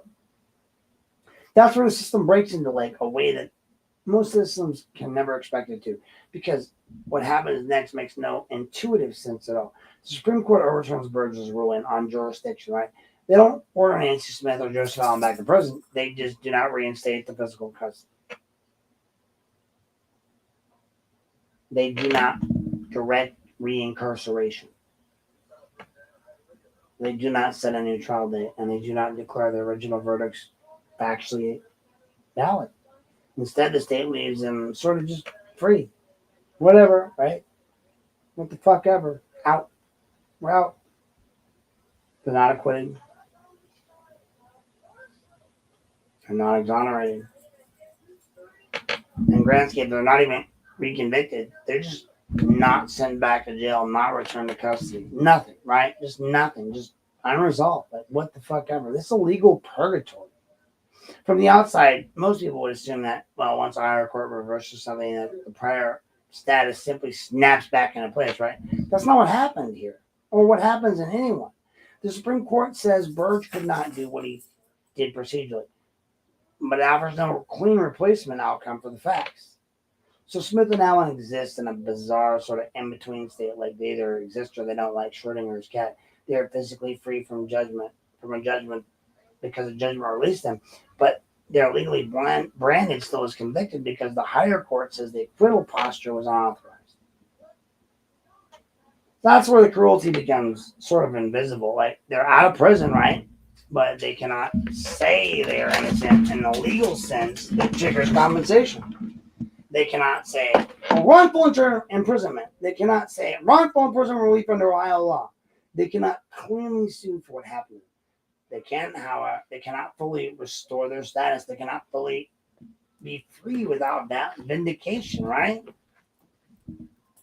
From a state's perspective, this is perfect containment. Perfect. Because the prison doors are open, so the optics stop them. But the conviction posture still exists on paper, so the civil liability is blocked. The government gets the benefit of release without paying the price of exoneration, right? That's it. But that's what the story said for years. Public assumes the case is resolved because the defendant is no longer incarcerated, but legally nothing is resolved at all. The convictions are still suspended in a kind of Schrodinger's box, right? Casting are dead nor alive. Not alive in custody, not dead in law, but hovering in a bureaucratical denial. And, like, this is one of the least understood moments of the entire saga. It's the one that's the most important, because without this limbo phase, nothing that follows makes sense. Without the unresolved status, without the later prosecutorial fight wouldn't exist. Without the suspended conviction posture, there would be no strategic reason for the state to even resist finality. Because this deliberate ambiguity, civil accountability, would have already happened years earlier. That's where this institutional incentive sort of hardens. Once a judge publicly said the evidence was never insufficient, the next move for a healthy system would be simple, right? Resolve the jurisdictional defect, re-enter the ruling properly, cleanly vacate the convictions, issue exonerations, and allow the civil process to run its course. But let's let whatever accountability follows happen openly, right? But that didn't happen. Instead, the system chooses ambiguity, and ambiguity persists until JD, right? Now we're on section 5. I'm going to take a quick break again, and we'll be right back.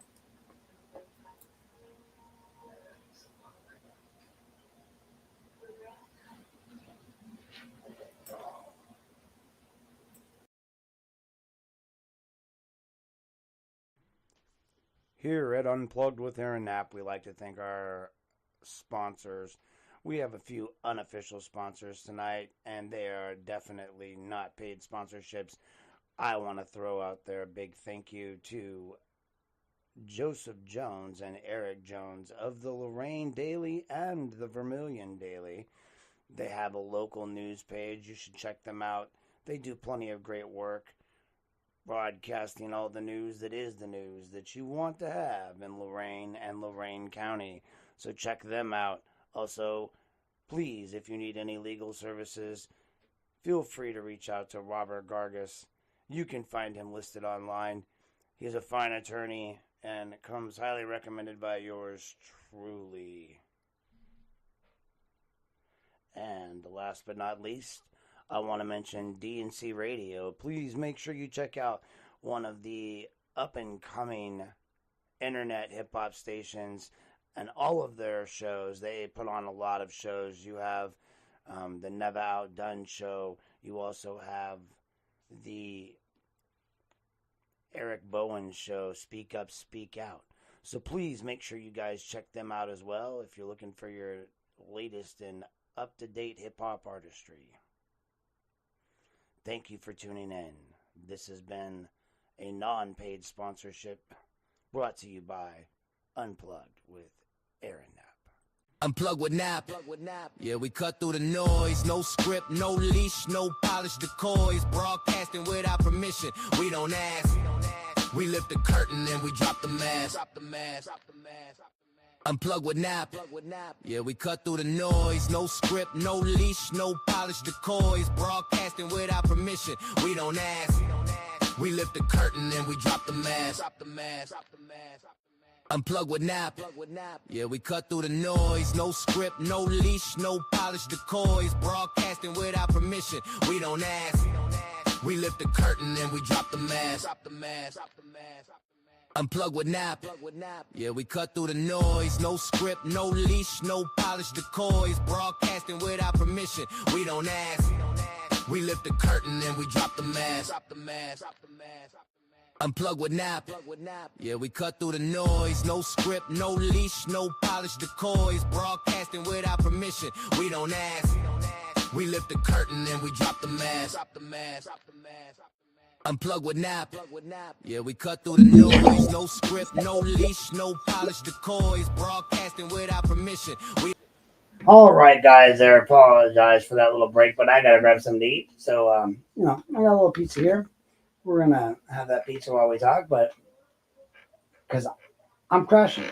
But by the time Judge Burge's ruling is overturned on jurisdictional grounds, the Lorain Head Start case enters like one of the strangest and most like weird, legally distorted phases any criminal case can occupy. The Ohio Supreme Court does not really say that Burge was wrong about the evidence. It does not declare what Nancy Smith and Joseph Allen were properly convicted. It does not invalidate the psychiatric findings that showed memory contradiction and coercive interviewing. Instead, it just reverses Burge solely on the procedure of authority. He didn't have the right to do it. Saying that he lacked the correct jurisdictional mechanism to enter that specific form of acquittal he issued at the time. And then, in a move that kind of still confuses most people as who are not really steeped in appellate procedure, the court did not order Smith or Allen returned to custody. They are not retired or retried. They are not formally acquitted. They are just simply left free in the world, right? The convictions technically remain alive on paper. That's not justice. That's not resolution. That's sort of a bureaucratic paralysis that benefits only the institution.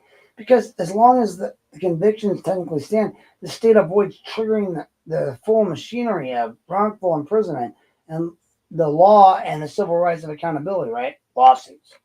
So this is the unresolved posture that exists when J.D. Thomason takes office as Lorain County prosecutor, and this is kind of where it becomes a critical to understand that the difference between what a judge does and what a prosecutor does, because they're often collapsed into one in the public mind, right? even though they operate in entirely different spheres of authority. Judge Burge acted as the bench, and when his ruling was clipped on jurisdiction, Tomlinson acted as the state itself, right, as the authority, through the same prosecuting authority that originally brought the case in '94.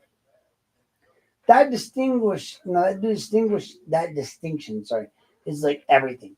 When a judge vacates a conviction, the appellate court can restrict how and when that happens. When a prosecutor formally abandons a conviction and acknowledges innocence, the state is changing its own legal position. Period. Period. That's not a suggestion. That's an executive act of government.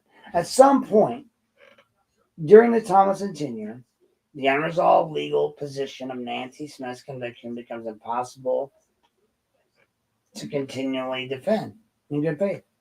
Burge has already stated that the evidence was never enough to convict. The psychiatric interviews and stuff collapse. The whole interview process, and it's documented.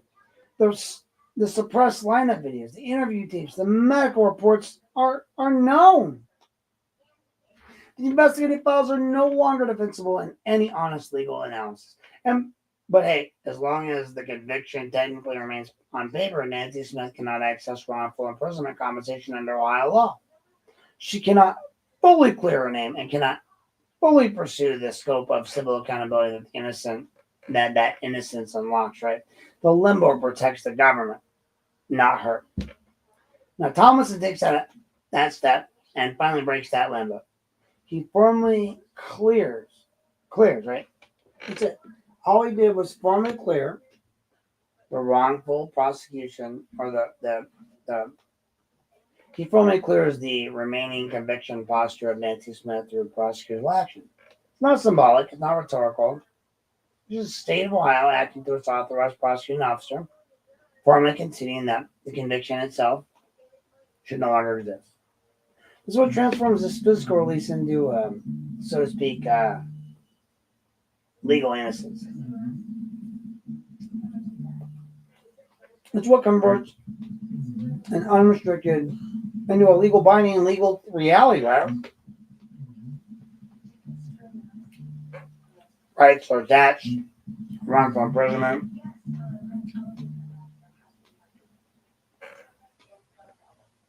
Compensation eligibility attaches, so to speak.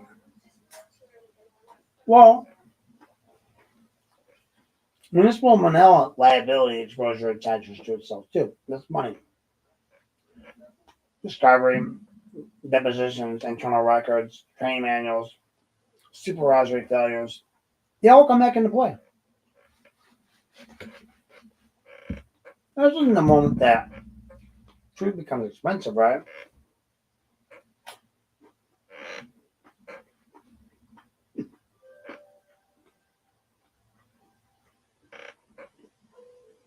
Sorry, I'm hungry. I hate that song. I gotta acknowledge this. Something cleanly here, like really clearly.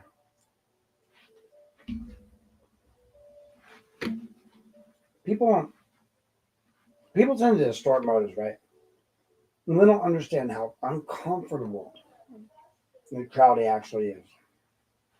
I have not been J.D. Tomlinson's biggest fan, right? I supported his opponent during the election. So those choices were actually rooted in my own experiences and grievances. They had absolutely nothing to do with the legal reality of what he did in this case. This story is not about political loyalty. It's not about what happened and what the law requires once innocence is formally recognized, right? Yeah, that's what it's about, actually. It's about what happened. That recognition is exactly what makes this next chapter and this next story so revealing. Because in almost every normal case, anywhere in the county, once a prosecutor clears a conviction and innocence is formally recognized, the criminal chapter is done. It's over. The remaining disputes are more civil, they're in court, the government absorbs the consequences, the record closes. That's how finality is supposed to work, right, in a constitutional system. But this case never really moves into that normal posture. Instead, the system reacts and reflects to exoneration, not with acceptance, but with resistance. Solo takes the office as prosecutor and he says, well, the exoneration itself is, I don't know, framed as a problem. Not because new evidence emerges, but not because new DNA challenges emerge, but because witnesses recount, right? Not because of that. Not because facts shift. The problem actually exists in his mind is that the exoneration creates financial and institutional problems that right now cannot really be avoided. And wrongful imprisonment compensation is no longer theoretical. Federal civil rights lawsuits are no longer backed by technical posture. Municipal exposure is no longer speculative. And most importantly, the institutional narrative that has survived for 30 years, 30 years through silence and suppression is now somehow legally contradicted by the state's own formal position. What follows is an attempt, this extraordinarily rare in American criminal procedure, still begins efforts to undermine the exoneration itself, right? Not by attacking the evidence, but by attacking the credibility of the prosecutor who issued it. The theory quietly advances that if Tomlinson's judgment can be framed as, so to speak, compromised in its other matters, like with Battistelli, that perhaps the exoneration can be politically designated even if it cannot be legally erased. This is where the Battistelli conflict narrative is dragged back into the whole public disclosure thing. You start to look at appearances on national platforms like Joe Rogan with JD, and they're folded into this insinuation that Tomlinson's public profile somehow cast doubt on the legal decision making. The hope appears to be that if the man can be discredited, JD, then broadly enough, then the act itself can be weakened indirectly. But this is the point in the whole story where the law refuses to cooperate with politics. You can't retroactively undo a formal state concession of innocence by questioning the decision-making process of the official who issued it. Once the state changes its legal position and a person's rights attached, those rights become vested. They don't evaporate with the new prosecutor when they take office. The Constitution does not allow for innocent by courtesy of incumbency. And courts are deeply hostile to attempts to weaponize character narratives in this order to unwind settled legal status. I know y'all don't want to hear that. But at the same time, while all this is unfolding, I'm pursuing public records cases to understand exactly what the fuck's going on, right? Behind the scenes. And what emerges is not a reviewed investigation into Head Start convictions themselves, right? What emerges is the appointment of a special prosecutor out of Ottawa County based on declared conflicts of interest within Lorain County.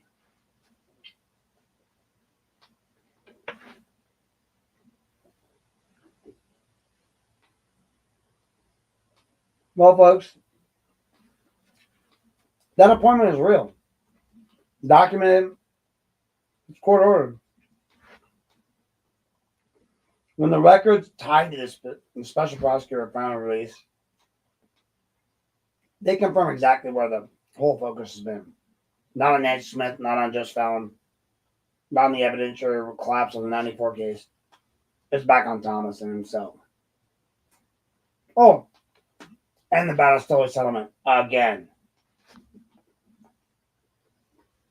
Well, that tells you something deeply important. It's not about reassessing innocent. It's not about attempting to neutralize the authority behind the act that actually created the accountability. It's more about a reversal sort of strategy based on undermining the actors and not refuting the facts.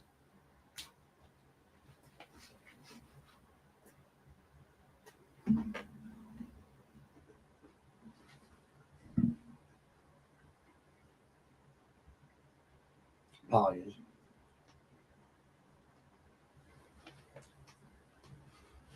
But sure it's important. So, from a game theory perspective, the incentives are not difficult to understand here. If the exoneration stands, wrongful imprisonment compensation follows. Period. She gets money. Federal civil litigation follows. Discovery follows. Depositions follow. Institutional exposure follows. The exoneration can somehow be cast through it into enough doubt, right? Even without being legally erased. The hope appears to be that the civil consequences can be delayed, discounted, or negotiated. Downward, right? Or quietly suffocated. The government's perspective has never been that of a rational strategy. Their perspective has been from whatever they can get to save themselves. But from a constitutional perspective, of constitutional law, it's a dangerous one. The outside people, from the outside, they think, well, why ask any of these still matters when Smith and Allen are no longer in prison? Well, the question itself reveals that thoroughly the public has not been trained to think in terms of only custody. No, I'm sorry. The public has been trained to think only in terms of custody and not in terms of innocence. That's important. Physical freedom is not the same as legal vindication. Being out is not the same as being cleared. And unless you have lived inside that system of a weaponized labels and you cannot really fully grasp what's being released, but what's being, but not restored. Like, to be free, but not to be whole. To have the door open, but the stage still there, right, on your light switch. The reality is the state now confronts the simple and immutable. You cannot unring the bell of prosecutorial exoneration. You can't strip vested rights away without violating due process. You cannot retroactively convert innocence back into guilt by implication. You cannot use office transitions as a time machine to undo constitutional reality. You can't. Or finality. This is why the fight has become so aggressive. This is why it will not end quietly, right? Now we're going to get into our next section, section 8. I apologize, long one tonight. It's going to continue to be long. We're going to play a quick break, and I'm going to eat a couple bites of pizza, and then we'll come right back.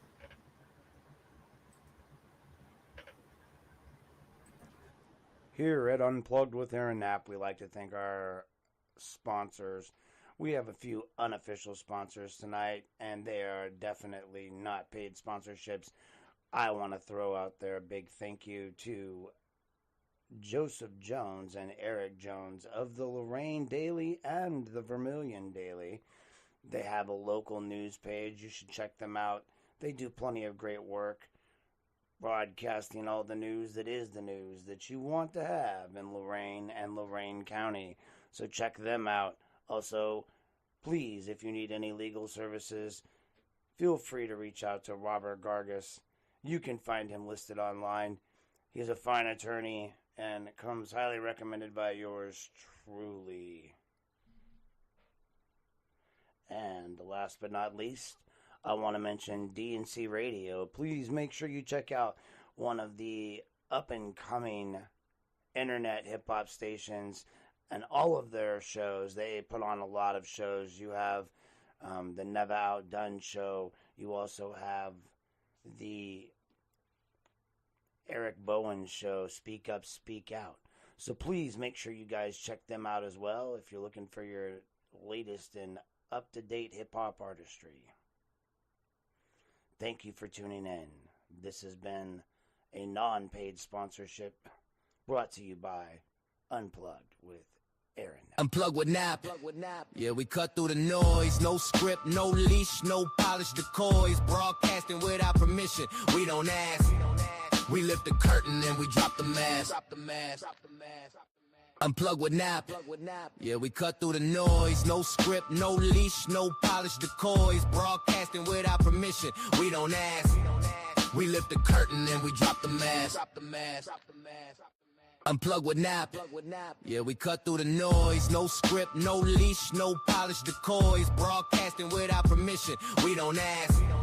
We lift the curtain and we drop the mask. Unplug with nap. Yeah, we cut through the.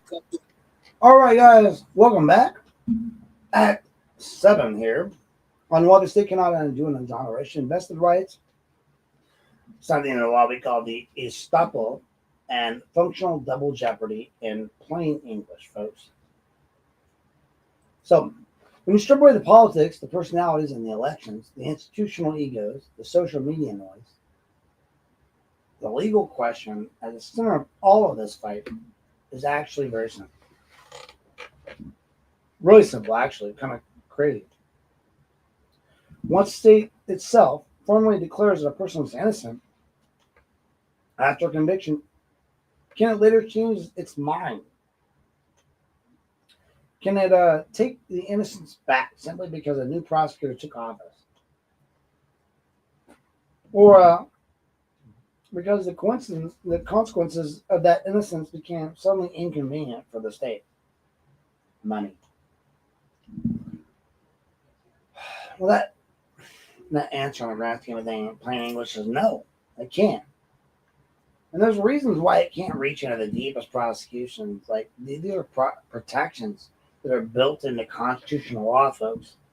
To understand that, you have to understand that three legal concepts that almost never get explained to the public are the real language here. Vested rights, estoppel against the government, and functional double jeopardy. Let's start with vested rights, because this is one of those ones that kind of quietly controls everything. Vested right is something that, what it sounds like, right? It's a right that you, as a human, as a citizen, have fully attached to you under the law in such a way that the government can't take it away later, strip it from you. It can't do this so without violating that due process. It's that legal recognition that once the state confers a status on you, or you begin to live under that status, the state no longer owns that decision. You do, right? You as the person. So once a person is formally exonerated through the state action, right? You're guilty, you're innocent, you're innocent, you're innocent. That legal status changes, and their legal status changes to like a basic for foundational level. They are no longer someone whose conviction merely happens to be enforced. They happen to become someone whose conviction no longer exists in the eyes of the law. And that moment is when that shift occurs. That's that entire moment, the whole ecosystem of legal rights activists activates automatically. Wrongful imprisonment eligibility, civil rights remedies, compensation statuses, sealing and expunging, rights, reputational restoration, federal constitutional protections that hinge on the innocent rather than like the mere release.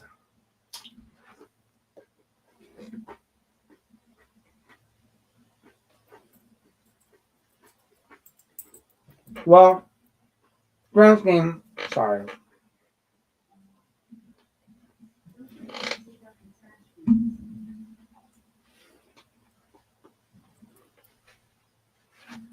Those rights don't belong to the prosecutor, right? Who issued that exoneration. They belong to the person who was exonerated, Nancy Smith. That's it. That's what it means for a right to vest. No longer floats in this massive political space. Locks in that individual as a property interest protected by the Constitution, period. So that means the government can no longer later come back and say, actually, well, we would like to undo the status because we now regret the consequences. That's not how the rule works, folks. Nor the law works. That's how monarchies work. Now let's really get into that e-stop idea against the government. Sounds weird, like modern, but because people assume this only applies to contract law, but it doesn't. Estoppel, which in plain terms means this: you cannot induce someone to rely on your official action. and then punish them for having relied on it. When the government takes a former position and a citizen changes their legal posture based on that position, the government cannot later go, oh, well, I'm going to reverse course in a way that harms the person who relied on it, i.e. me, right? So the state firmly exonerates someone that person changes their whole position in profound ways. They file for wrongful imprisonment, compensation. They pursue civil rights claims like I have. They re-enter society under the status of innocence. They take legal actions that only make sense, right? Because the state itself was conceded or has conceded that the conviction was wrong. Now, once that whole resilience occurs, the government is an e-stop from pretending that the exoneration never happened. Simply put, it's like because its financial exposure suddenly became real, you cannot suddenly say to someone, we officially declared you're innocent. You acted on that declaration, but now it's getting expensive, so we kind of like you to revoke. We kind of want to just revoke your innocence retroactively. That's what violates that fundamental fairness act at the most basic of levels. Courts are deeply hostile to that kind of maneuver because it's primitive. I'm going to pause this really quick, and we're going to come right back.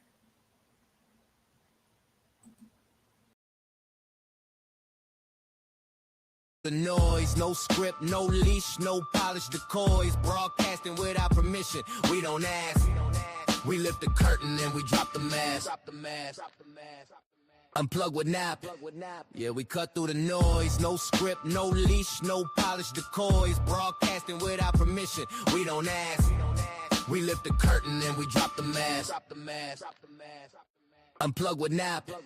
Yeah, we cut through the noise. No script, no leash, no polished decoys, broadcasting without permission. We don't ask. We lift the curtain and we drop the mask. Unplug with nap. Yeah, we cut through the noise. No script, no leash, no polished decoys, broadcasting without permission. We don't ask. We lift the curtain and we drop the mask. Unplug with nap. Yeah, we cut through the noise. No script, no leash, no polished decoys, broadcasting without permission. We don't ask. We lift the curtain and we drop the mask. Unplug with nap. Yeah, we cut through the noise. No script, no leash, All right, well, I'm a little no sorry here. polished decoys, broadcast. I was kind of ran into my dinner time, so there's a little blood sugar around. But we're into the most emotionally charged part of this whole story. Misunderstood concept, right? It's double jeopardy. Most people think of double jeopardy only means you cannot be tried twice for the same criminal event after an acquittal. Oh, that's the classroom version, right? The real doctrine is a little bit broader. It's designed to prevent the government from repeatedly placing a person in jeopardy for the same offense after the criminal process has reached a point of finality. That's important. That's important. Because here's where it becomes relevant to the case, right? Once the state formally exonerates a person, it's functionally equivalent to an acquittal in the terms of jeopardy. The government has now conceded it cannot prove guilt. The criminal exposure is over, right? The case is dead. As a criminal prosecution, it's dead. It's fucking dead.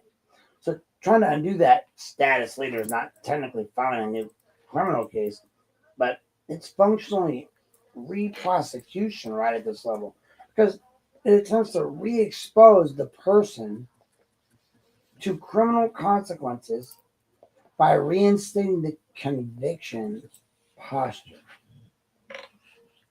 Now the law looks at that a fact, not like the label, but if the effect of your reaction or your action places the person back in criminal jeopardy after inconvenience or innocence has been formally attached, then you are violating the spirit and often the letter of the double jeopardy protections. That's it. Courts call functional double jeopardy for a reason. The government does not get to play semantic games and say, oh, well, we're not actually charging you again. We are just talking about your innocence and restoring your old conviction. The effect's identical, folks. The criminal exposure is being restructured after finality. Now you take into account that all of these doctrines, whether together, you start to look at what's happening here is happening like radioactively legally.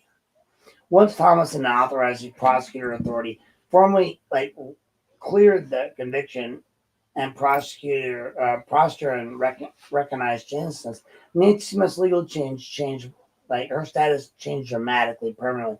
Her rights were vested. The state became stopped from reversing any sort of course in a way that harmed her resilience. And any attempt to place her back into the criminal jeopardy system through the reversal of that status trigger were unconstitutional as double. Like jeopardy concerns, even if done under the language of review rather than re-prosecution. This is why the exoneration, or why the undoing of the exoneration is not just rare, it's almost unheard of.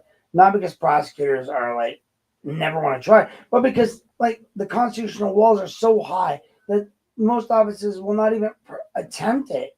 Most competent legal counsels explain that risk. And here is the part that really matters. For the public to understand. This is not some technical, legal food fight for years with lawyers. This goes to the heart of where the innocence itself is stable in a legal environment, or whether that just a lease of an agreement. When everything can be terminated by the next submission. If a state can retroactively strip innocence because consequences became inconvenient, then no exoneration in America is ever truly final. Every wrongful convicted person becomes perpetually vulnerable to political advices, reversal, and every court becomes conditional. Every restoration of rights becomes provisional. And that's not justice, that's not rule of law, that's institutional conditional mercy. That's why this court protect the finality so fiercely. It once innocent is proven as recognized,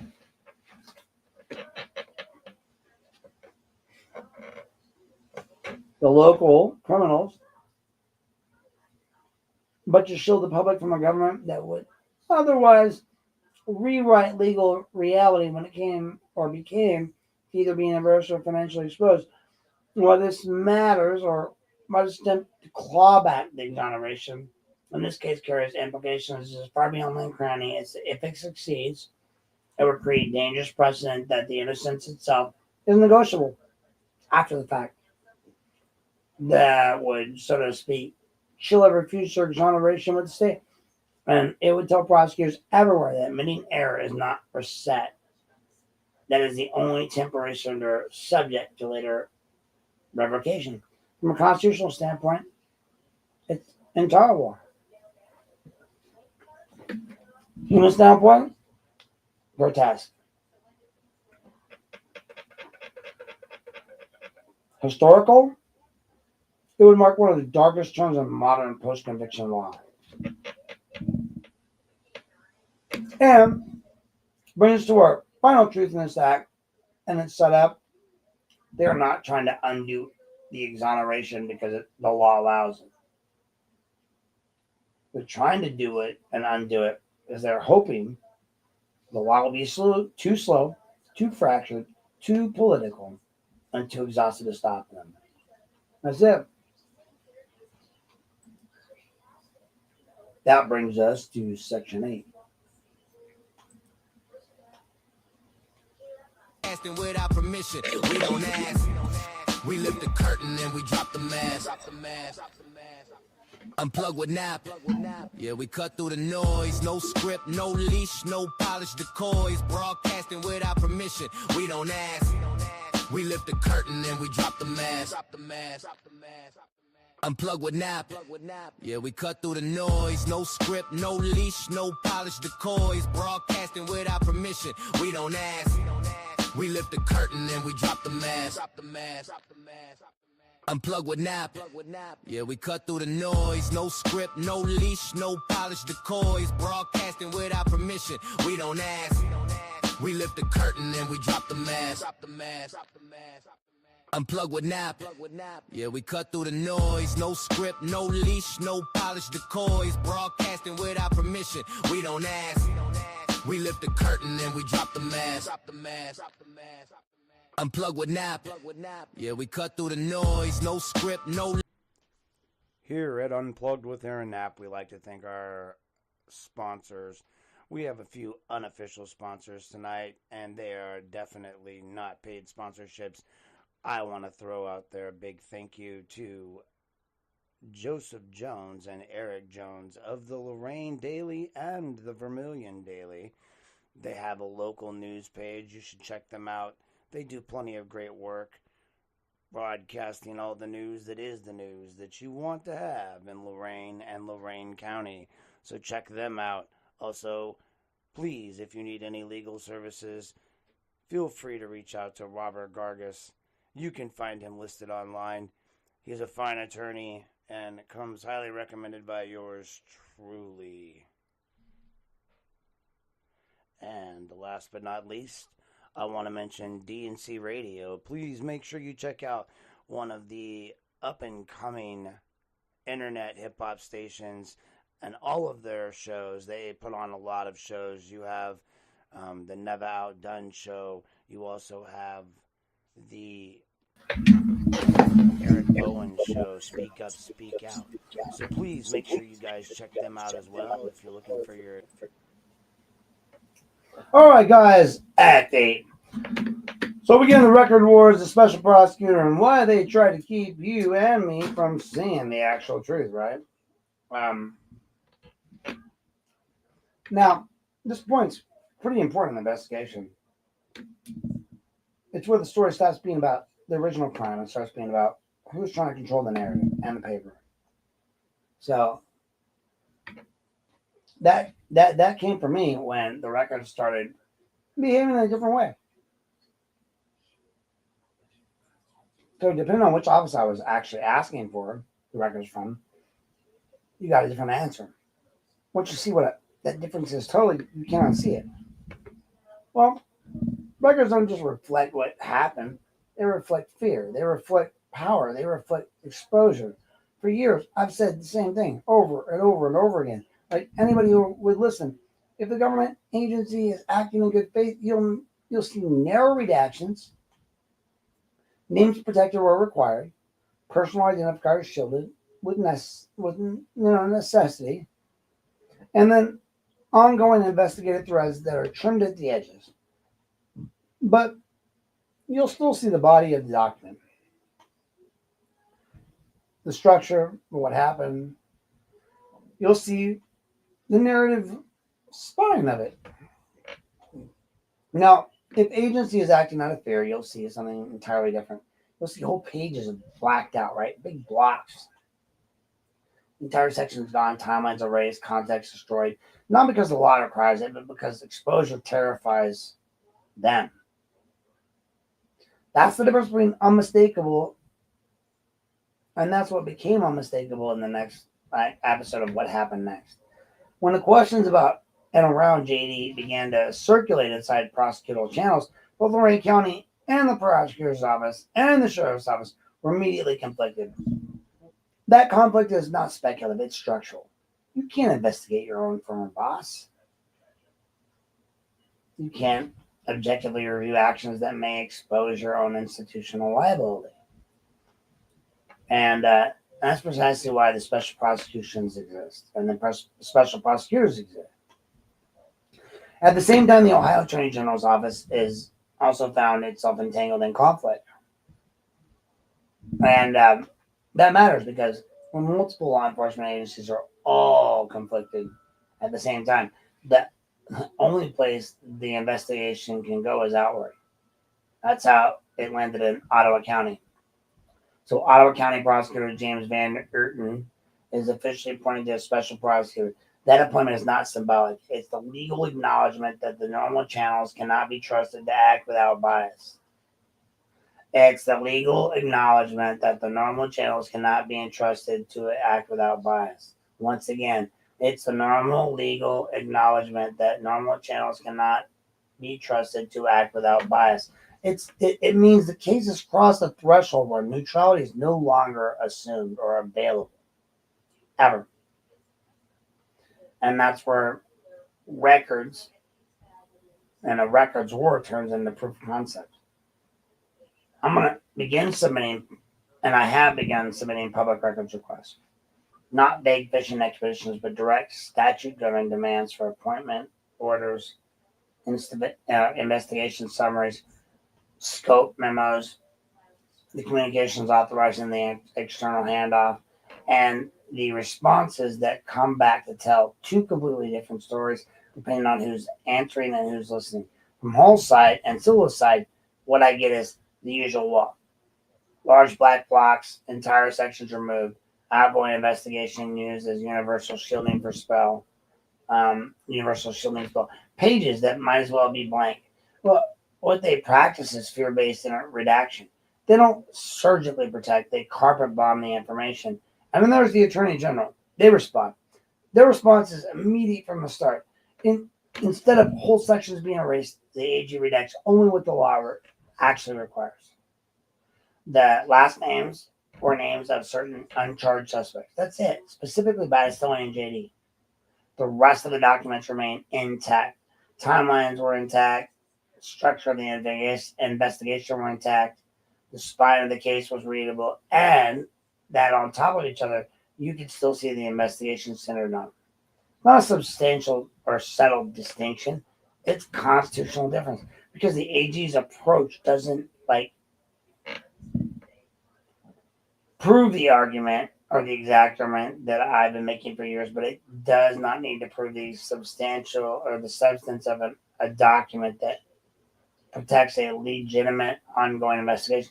You really only have to identify when or where charging decisions are unresolved. And that's how lawful redaction works. So narrow, targeted, transparent. Hold on. Just to ensure no one gets boo.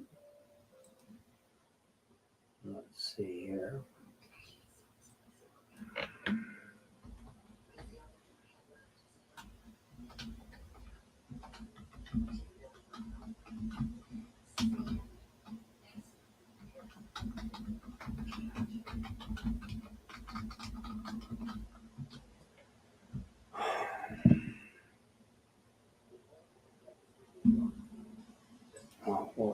So it's not really that, but I really don't. I remain silent. I get it. I just want something friendly to say to people. You know what? And instead of friendly, I'm gonna do this. This is AI. This is what's the top. How do we do that? All right. Well, that ain't gonna work either. Well, all I can say is this. Classes. Hey, folks, just remember this. When arrested, stay calm. Be polite. Give only basic identification, your name and your address, and immediately and clearly state, I, your name, wish to remain silent, and I want a lawyer. To invoke your Fifth Amendment rights and avoid arguing, explaining or talking about the case with anyone, as all conversations except with your lawyer can be recorded and used against you in a court of law. So remember that, folks. That's it. They can see you in a court of law. We're gonna finish up very soon, but in the meantime, we're gonna get back to our next set because I'm not going back in there. So what Hall and Scylla's gatekeepers engage in is something entirely different. They redact whole themes, right? Just big blocks. They redact context. They redact the story itself. Even though Hall originally had his lady send me everything unredacted. That was when we were friends. But not because the law requires it, but because the exposure kind of does. So here's where the most important legal pivot in this whole moment comes.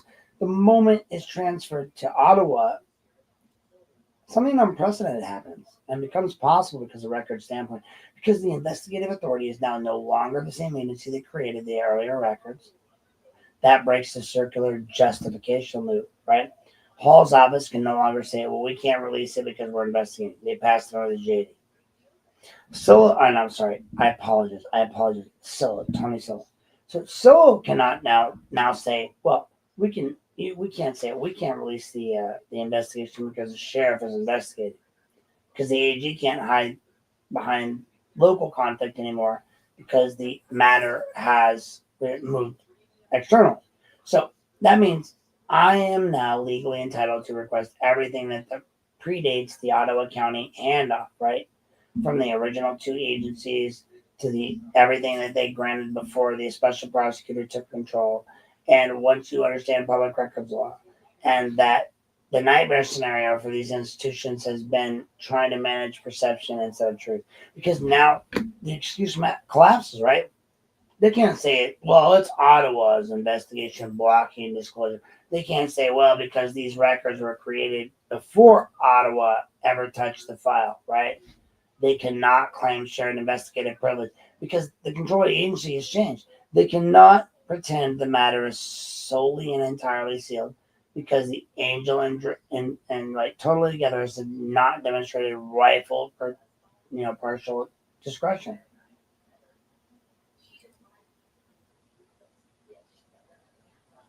We're gonna get to our end result here.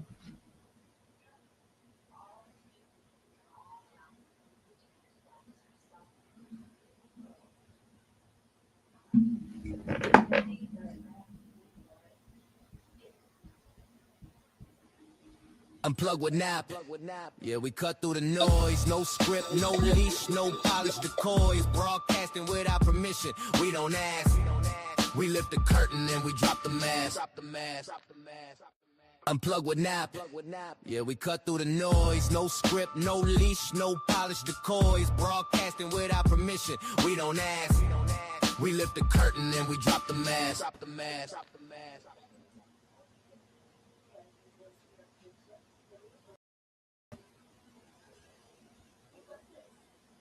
Well, I apologize about that. I got a little off track there for a second. I couldn't figure out where we were at.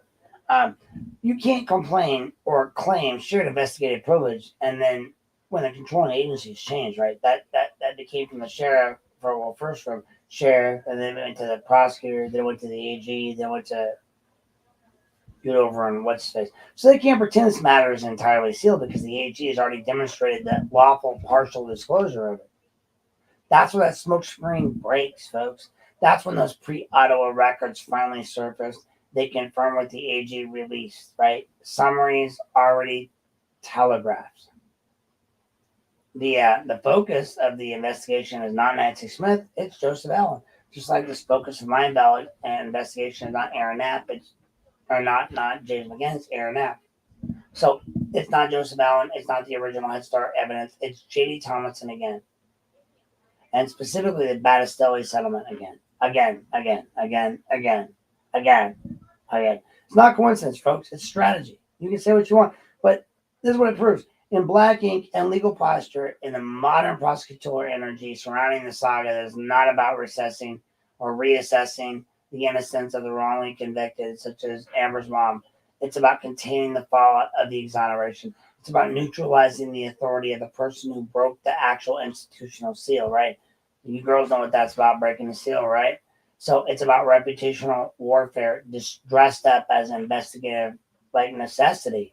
This is why the records fight matters so much to the people that realize, because records don't just tell you where the government knows, they tell you what the government is afraid for you to see. Look at my own recent podcast about Aaron for 2 hours.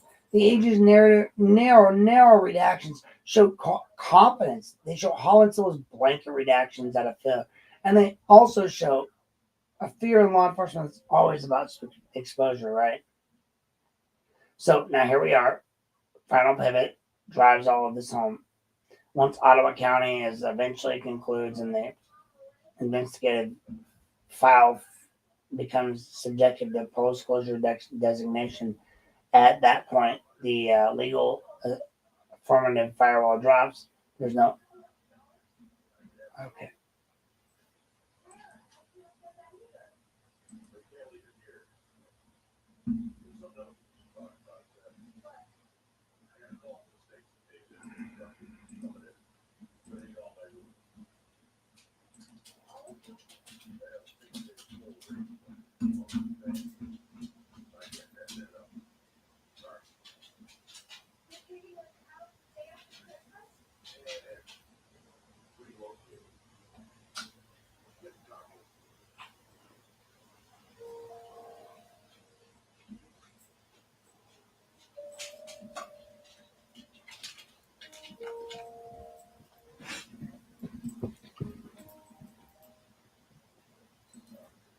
Apologize about that there. Just kind of reading, unfortunately. um, so once the matter is transferred to Ottawa County, we in an unprecedented status because what becomes possible, like from a record standpoint, becomes now the investigative authority is no longer the same agency that created the earlier records, right? That breaks the circular justification loop. That's why Hall's office can no longer say, well, we can't release because we're investigating, because they're not. Sill's office can no longer say that they're investigating because they're not. And the AG cannot hide behind local conflict anymore. Oh, yeah, because the matter has moved externally. So that means that I'm now legally entitled to request everything that predates the Ottawa County handoff from the original two agencies. Everything they generated before the special prosecutor took control. And once you understand the public records law, you'll know that this is a nightmare scenario for institutions that have been trying to manage perception instead of the truth. Because now the excuse collapses. They can't say it's Ottawa's investigation blocking disclosure because those records are created before Ottawa ever even touched the file.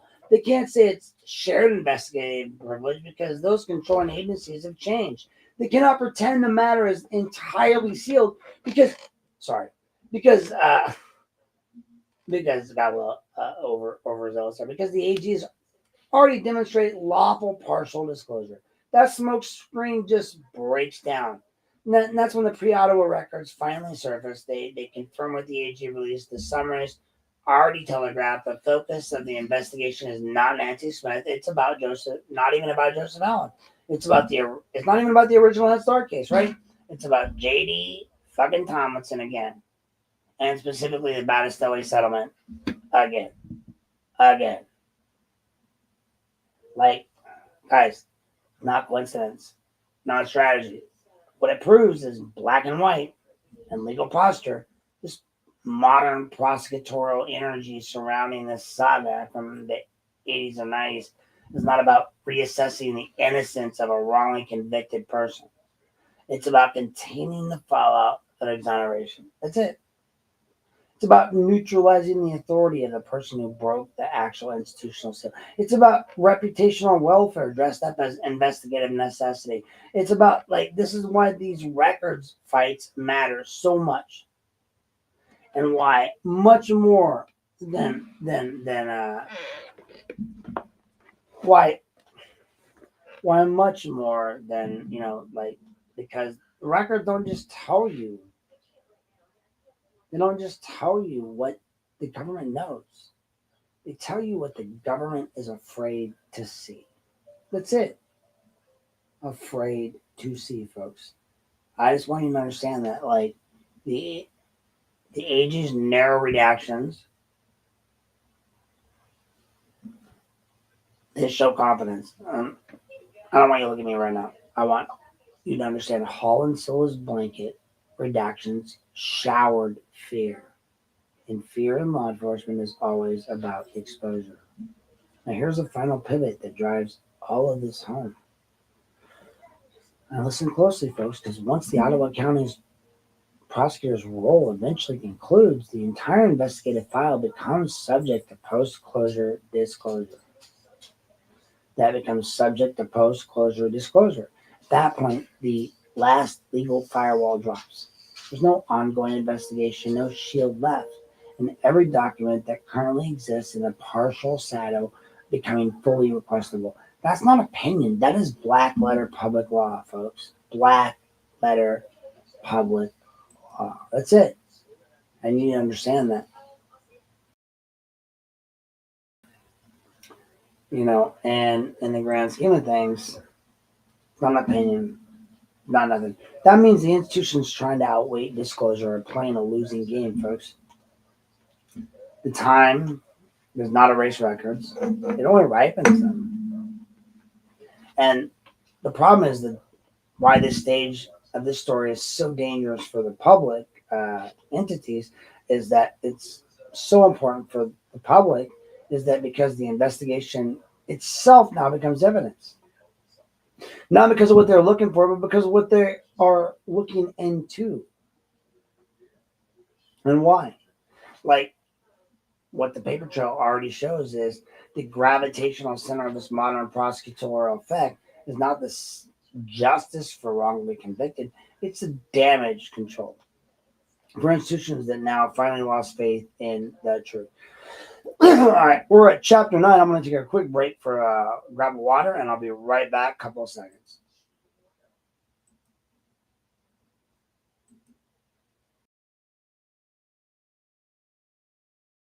Unplug with nap. Yeah, we cut through the noise. No script, no leash, no polished decoys. Broadcasting without permission. We don't ask. We lift the curtain and we drop the mask. Unplug with nap. Yeah, we cut through the noise. No script, no leash, no polished decoys. Broadcasting without permission. We don't ask. We lift the curtain and we drop the mask.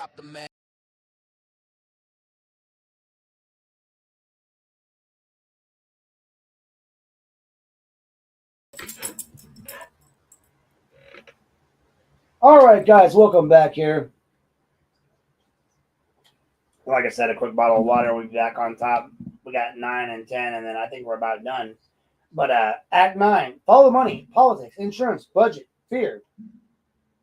Why exonerations terrify the government. Once an exoneration becomes real, folks, right, that's when we have a problem. That's when everything changes, not morally, not philosophically, but financially. And when you really want to understand why institutions suddenly become aggressive, evasive, and unstable, you don't start with outrage, right? You start with accounting. You look at it from a standpoint of wrongful imprisonment is not an abstract concept in Ohio. It's a dollar figure. It's statutory compensation. It's a payback, a back pay. It's benefits, lost wages, post-release, medical costs, trauma damages. It's federal civil rights exposed layered on top of state compensation. And once that innocence is formally recognized by the state, those numbers stop being theoretical. Problem I have with that is they gave that to people like Rivera, right? You give numbers, you give things. When you look at the 2 correctional officers who got reinstated, or the one that got reinstated, he got back pay, he got compensation. So when your correctional officers get back pay, get reestablished in back pay, and your cops get reestablished in back pay, that's okay. But when someone who's wrongfully imprisoned for years of their life taken away from their kids, that's not. Give me a fucking break. Like you go from potential to payable. That's the pivot where the government behavior changes, right? A prosecutor inheriting this kind of file is not just inheriting a case. He's inheriting a financial time bomb. It did not personally create. He didn't, but he'll detonate on, it will detonate on their watch. That creates a perverse incentive for structure. If the exoneration is allowed to stand clearly and cleanly, those costs are undeniable, right? Undeniable. Absolutely undeniable. Sorry. But if the exoneration can be delayed, blurred, or attacked, let's see what Miss Amber has to say.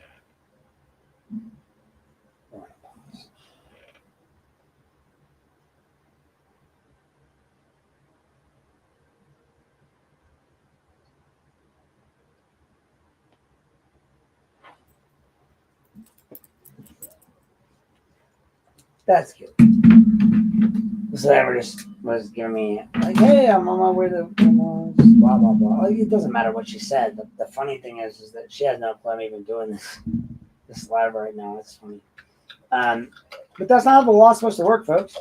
I know, 3 hours in, or 2 hours and 34 minutes, I don't give a shit. Like, you either listen or you don't. You're here or you're not. Like, you want to listen or you don't. I'm talking, you're listening.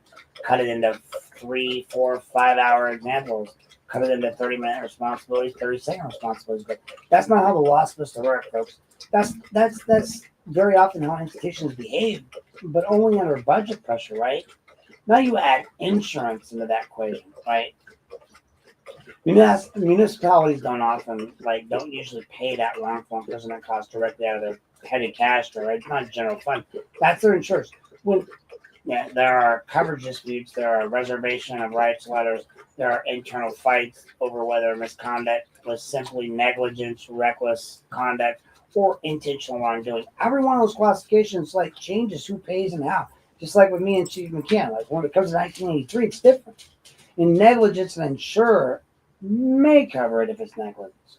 But if it's recklessness, maybe it's partial coverage. If it's intentional misconduct like James, maybe the government entity itself may be on the hook. So no insurance. Maybe they want the general fund to play because James was a dick. That distinction alone is enough to turn a legal office into a panic factory, because once the paper trail starts to show that misconduct was not isolated or accidental even, but it was structural. It was insurance carriers began to look at exits, right? They're like, oh, we don't want to pay that shit. Fuck you. You did that. So when insurance look for exits, governments start looking for narratives that shrink that exposure so they can actually not let them run out. And if they had just settled in the beginning, they wouldn't have this problem. But anyway, this is the unspoken gravity behind nearly every modern post-exoneration political fight. It's not really about the person who was wrong. It's about who's going to pay for it. Who's going to write that fucking check? It's another layer of politics on top of that. We got a problem. Every prosecutor is elected. Every sheriff is elected. Every major civil payout becomes a campaign weapon for the next guy behind him. And wrongful imprisonment cases can be radioactive because they don't even divide neatly among party lines. Nobody gets to say, my side did that. The institution did it. And then they get to use that to defend themselves and say this, that, the other, right? It's always that next exoneration. They did this. I didn't do this. Yeah, I know. You're like 5 minutes late. I'm tired, but whatever. So when the exoneration detonates decades of hidden liability, the political instinct is not to absorb their responsibility. It's to redirect blame, fracture, causation, confuse the timeline so nobody can ever cleanly say who did what. I'm sorry that I fell asleep early. I'm tired. It's been a long week, and I'm kind of exhausted, and I kind of haven't been getting much sleep lately. So when I dozed off earlier, that was the problem. I do apologize. This is not the time to do that. My bad. But that brings us to the moment that still kind of sits really strange with me in a way that, fuck that kind of way. Not long after the election, Hall himself, this is where it gets into me, so maybe I'll get a little more interested. He personally asked me whether I thought that he should reopen the JD and Battistelli matter, right? He asked me. It was a question. It was direct. It was casual, almost oddly placed, right? At the time, I wanted the truth. I still want the truth, really. In that moment, I said, yeah. Not because I had some grand strategy, not because I thought it was going to fix the Head Start case, not because I thought that I was trying to influence anything but my own, not because I was trying to influence anything on my own behalf, but I said yes because I believe, and I still believe, that sunlight is not the enemy of justice. I've said that on my page. I have that on my page, right? Here's the part that matters in hindsight. Why the hell am I or who the hell am I in the grand scheme of this prosecutorial architecture, right? Nobody. I'm not an elected official. Let me make sure that I'm not a grand juror. I'm not a charging authority. I'm just a journalist, a licensed social worker who files public requests for records. That's it. My opinion should not be a pivot point for reopening a politically explosive matter from JD, from Silo, from Hall, from anyone. And yet, my opinion was asked multiple times. Crazy, right? It kind of tells you, how unstable this and pressured, so to speak, this government really is, and how unstable and pressured this moment already was inside the system. I can hold true truths at once, right? I can think that the J.D. Battistelli situation was deeply troubling in its own right. It was. I can also recognize that it has, under its sudden reevaluation as the center of the modern prosecutorial focus, may serve another institutional function entirely. So while I may agree Jennifer did some shady shit and JD shouldn't have allowed her, it brings us back to this. Both can be true. We've reached a point in this most delicate part of this act in which I'm going to frame it exactly the way it must be framed for you guys, as possibility, not proven fact. Listen closely. But a theory that deserves scrutiny because of how the pieces line up. Listen, theory, right? Here's my theory, folks. I'm going to tell you this. Not fact, just theory. Just something I thought about. Could be true, could not be true. This is the part everyone's going to listen to. And this is the best part of this whole podcast, I promise you. There is an argument that can be made. This says Jennifer Battistelli, a.k.a. Santiago, did not simply become a central figure in the story by accident.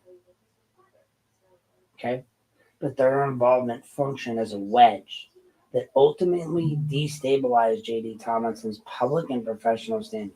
Now, whether that was intentional on her part or guided by some outside influence, like, I don't know, they own that steel thing over there. Anyway, you know what I'm talking about. Like, or guided by outside influence, or, purely a product of circumstance that not something I'm declaring as fact, right? I'm not saying it's true. What I'm saying, or what is fact, is that Jennifer's selective recordings, the timing of, let's just say what was captured and recorded and what wasn't, and maybe the narrow framing of what entered the public record versus what didn't. All of it becomes central tools in reshaping the narrative around J.D. Tomlinson.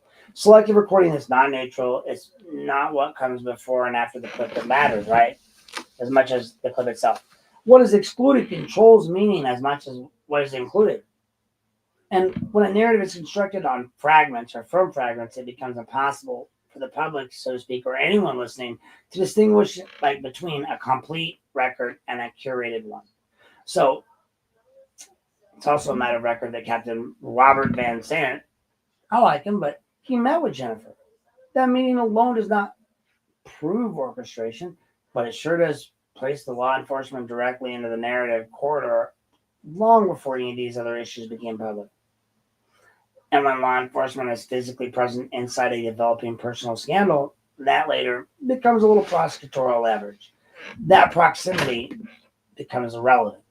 An argument can be made that the fallout surrounding Jennifer and ultimately everyone else didn't exactly what institutional survival instincts often demand. It fractured the authority of the man who would later issue the exoneration that opened the financial floodgates, whether by coincidence or design. The result was the same. His credibility became contestable in the public imagination just before the legal consequences of the Head Start case became unavoidable, right? The money. So again, I'm not saying that Jennifer was a plant. I'm not saying Jennifer Battistelli / Santiago was a plant in JD's life, politically, sent there by anybody that may have a last name that involves with some sort of a still process that everybody seems to know, who once called me online and tried to address me. I'm not saying she was involved in any sort of an incident with those people. What I'm saying is that I'm not saying she was a plant. I'm saying the possibility exists that Jennifer Santiago's role, her role, exists. It's possibility, not fact. Not saying it's truth. Okay, clearly. Her role was to function as a destabilizing wedge for the effects that align perfectly, right, with the institutional self-protection. Now, that's a hypothesis that deserves investigation, not dismissal, so to speak. I'm going to step back. I'm going to take a look at that at the full board, right? So you have a 30-year-old wrongful conviction, right? Case. It's finally cracking open. You have an exoneration that unlocked catastrophic civil exposure. you have insurers evaluating whether they will have to pay millions of dollars, if not more. You have elected officials staring at budget implosions on top of that. And now you have prosecutors inheriting liability they did not create, or in some cases they did. Because one could argue Scylla did create this. He was part of that problem or party that did create it. But you have prosecutors inheriting liability they did not create. You have a sheriff asking a journalist, me, whether to reopen a politically volatile scandal. And you have selective recordings reshaping credibility. You have modern investigations that keep pivoting away from the wrongfully convicted people and back to the person who cleared them, right? JD. I have my own issues with it, but from a game theory perspective or standpoint, the incentive structure is obvious. The closer the system gets to writing checks and testifying under oath about historical misconduct, the harder it will fight to redirect scrutiny. Not because it cares about guilt or innocence, but because it cares about survivability. And that's the moment where the audience must understand. You guys got to understand something uncomfortable about our government, right? It doesn't fear error nearly as much as it fears accountability for the error. That's it. So that's the environment in which Scylla's actions, Hall's non-existent questions, Ottawa County's appointment, and the AG's redactions, and the resurfacing of the Battistelli/Santiago narrative all begin to move in the same general gravitational field, not towards justice for the wrongly convicted, right, but towards damage control for the institutions that failed them. This is not a claim of conspiracy. It's an observation of the alignments of the incentives that do not have to coordinate concisely to produce the same outcome. They simply have to point in the same direction, so to speak. And right now, that direction pointing most consistently across offices is not towards reopening the full truth of what happened, right, to Nancy Smith and Joseph Fallon. It's toward the buffering of the consequences of finally admitting that truth. So we're a couple of, all right, I'm going to give you an example. We're almost 3 hours in, but you guys can cut this up as you see fit. We're on Act 10. There's Act 10 and Act 11. So we're going to finish Act 10, go on to Act 11, which is closure. But Act 10 is all about Jennifer Battistelli, Jennifer Santiago, the staffer, the relationship, and the wed. Technically, I've cut each one of these acts up into different ones, but you guys can do so on the podcast if you want. I'm struggling trying to figure all this stuff out on my own, trying to get the right, pictures in, things like this. So before we get into those ads and that Act 10, I just want to do a few things that I did point out. So in my article, I did talk about what happened with them. So here is a photo I want to add. So this is a cartoonized color sketch version, AI version created of when Battistelli was released. Battistelli, Jesus, sorry. Nancy Smith was released. This is JD, Verge, Battistelli. Like this is your picture, right? Then over here we have Sal Rivera. I took this from a picture, I had AI recreate it.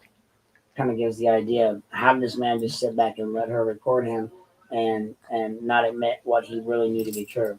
And then lastly, we have her mom back in the day. And so, I just kind of wanted to throw that up.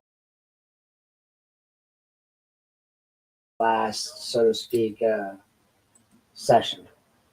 So, before you can understand how JD and the Battistelli saga got weaponized into the larger fight over the Head Start exoneration, which I never realized, right? I didn't know. You have to understand who she is in real life, Jennifer.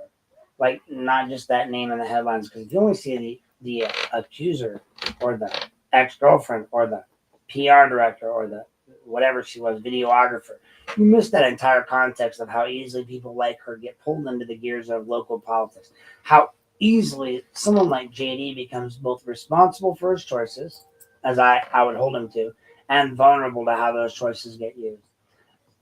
Jennifer Battistelli, aka Santiago, did not just drop out of the fucking sky, right? She didn't just fall on his lap.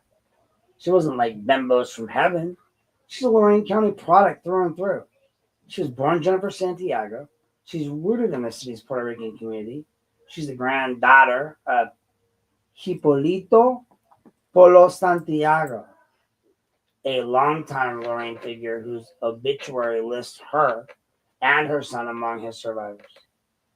She went through the local schools. She did time in Southview Fine Arts Magnet Program and a National Honor Society. And at some point, she appears to have transferred and graduated from Vermilion High, according to her. But she was mainly in Southview Middle. Or no, I'm sorry, I corrected it, Southview High School.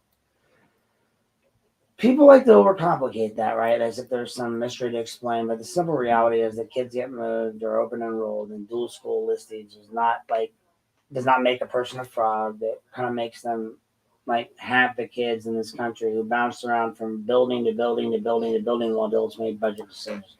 Well, what matters in this is that she grew up here in South Lorain, in this culture, in these institutions, and then slid almost naturally into the orbit of local politics.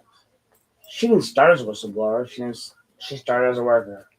Her path into public life ran straight through J.D. Tomlinson. She worked in his prosecutor campaigns. She helped him get elected.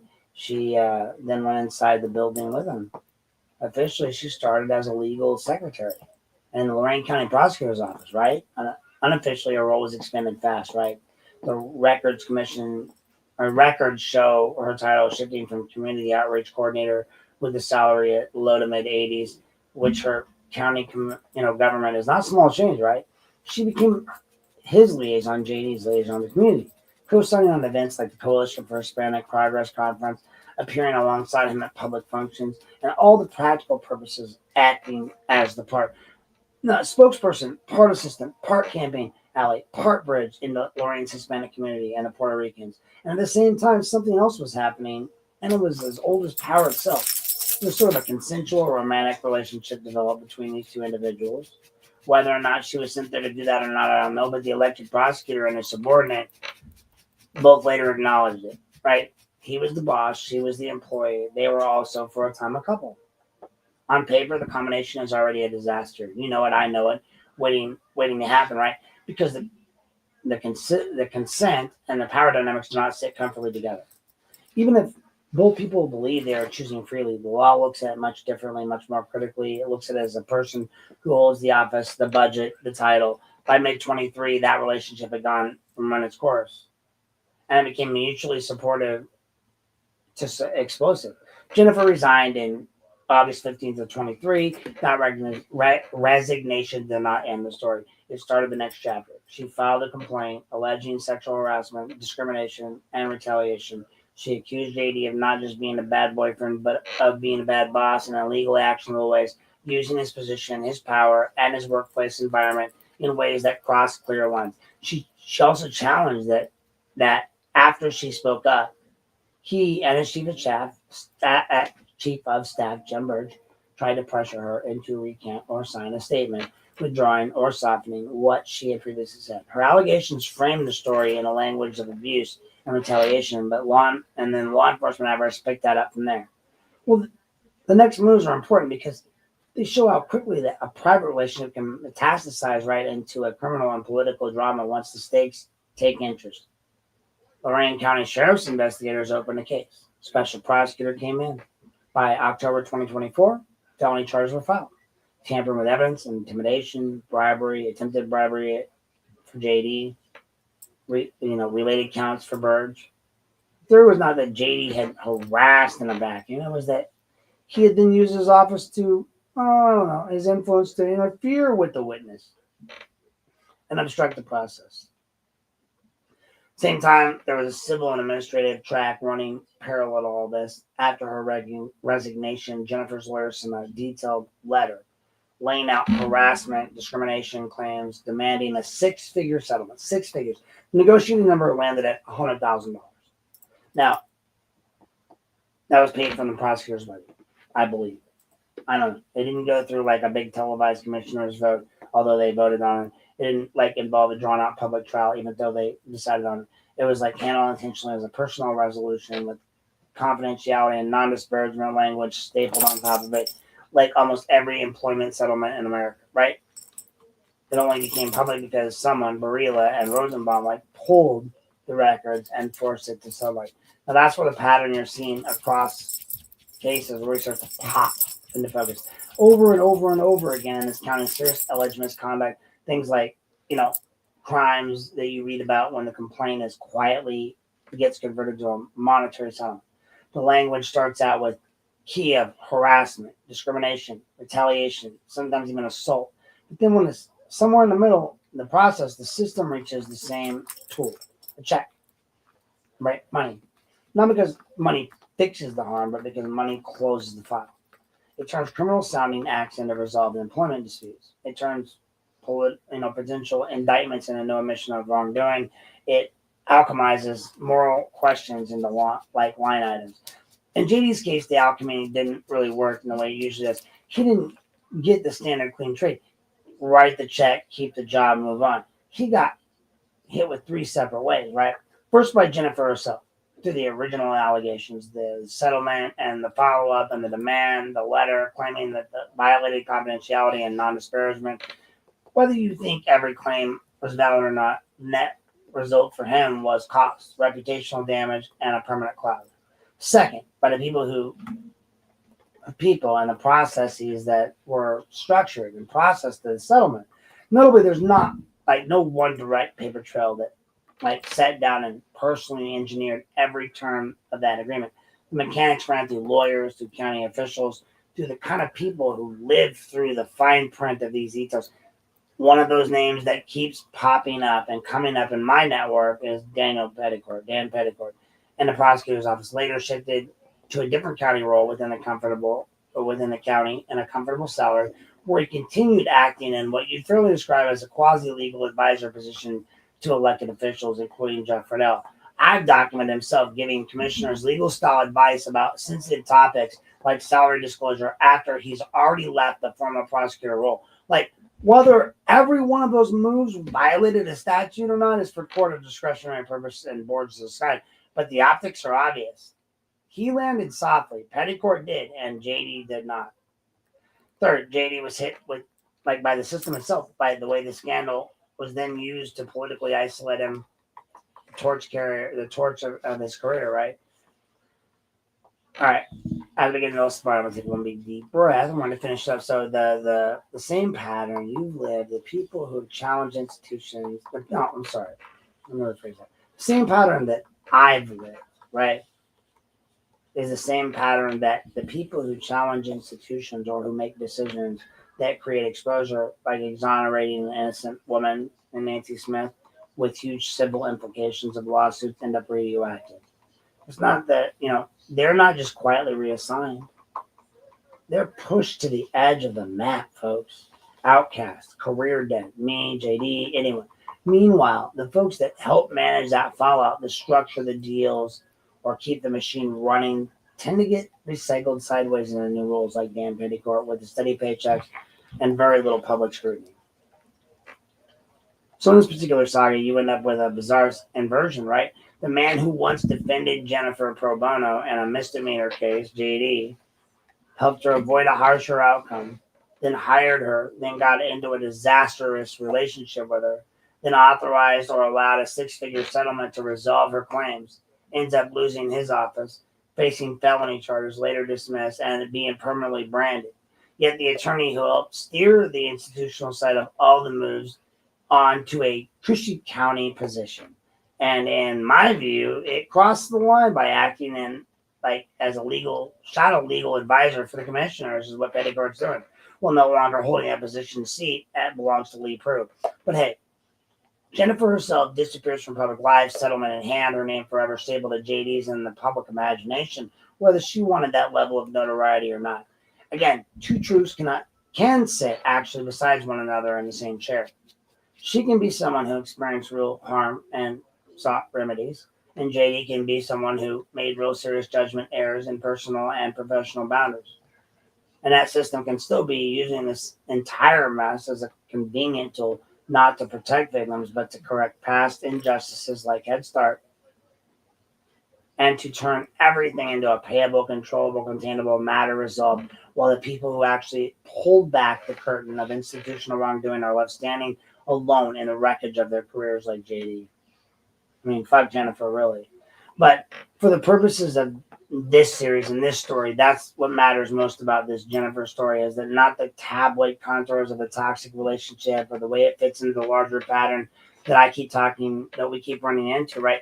It's about the facts that threaten the power. The system tries to turn criminal questions into settlement, to structure questions into HR issues, and that cast is out, like it, and then that casts out the people who made the problem visible in the first place. Like in JD's case, that meant the prosecutor who exonerated Nancy Smith, the woman wrongfully convicted all those years ago, ended up being treated like the real problem.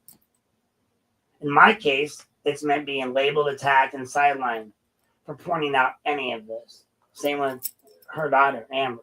We both get shit on by everyone. And now everyone's trying to shit on the two of us for consulting. For me, for consulting with her. Fuck off. But, the bottom line is that same outcome, that institution survives and the people who confront it are expected to accept career death at the price of telling the truth. And that, more than any single personality, is the pattern that ties this Jennifer story back to Head Start, the record wars, and the fight over whether exonerations in this county are final or just temporary inconveniences to the system. And that the system thinks it can reverse when it becomes politically useful. Here's our final act, folks. We're going to get into the last one here as we close up into 3 hours. Jesus Christ. At the end of all of this, you're going to strip away I'm going to strip away the personalities, the scandal, the sex, the politics, the indictments, the dismissals, the settlements, and the headlines. And what you're going to see what we're left with is something much simpler and much more uncomfortable, right?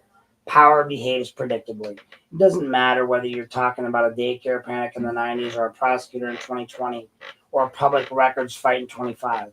The names change, but the offices change and the justifications change, but the behavior never does.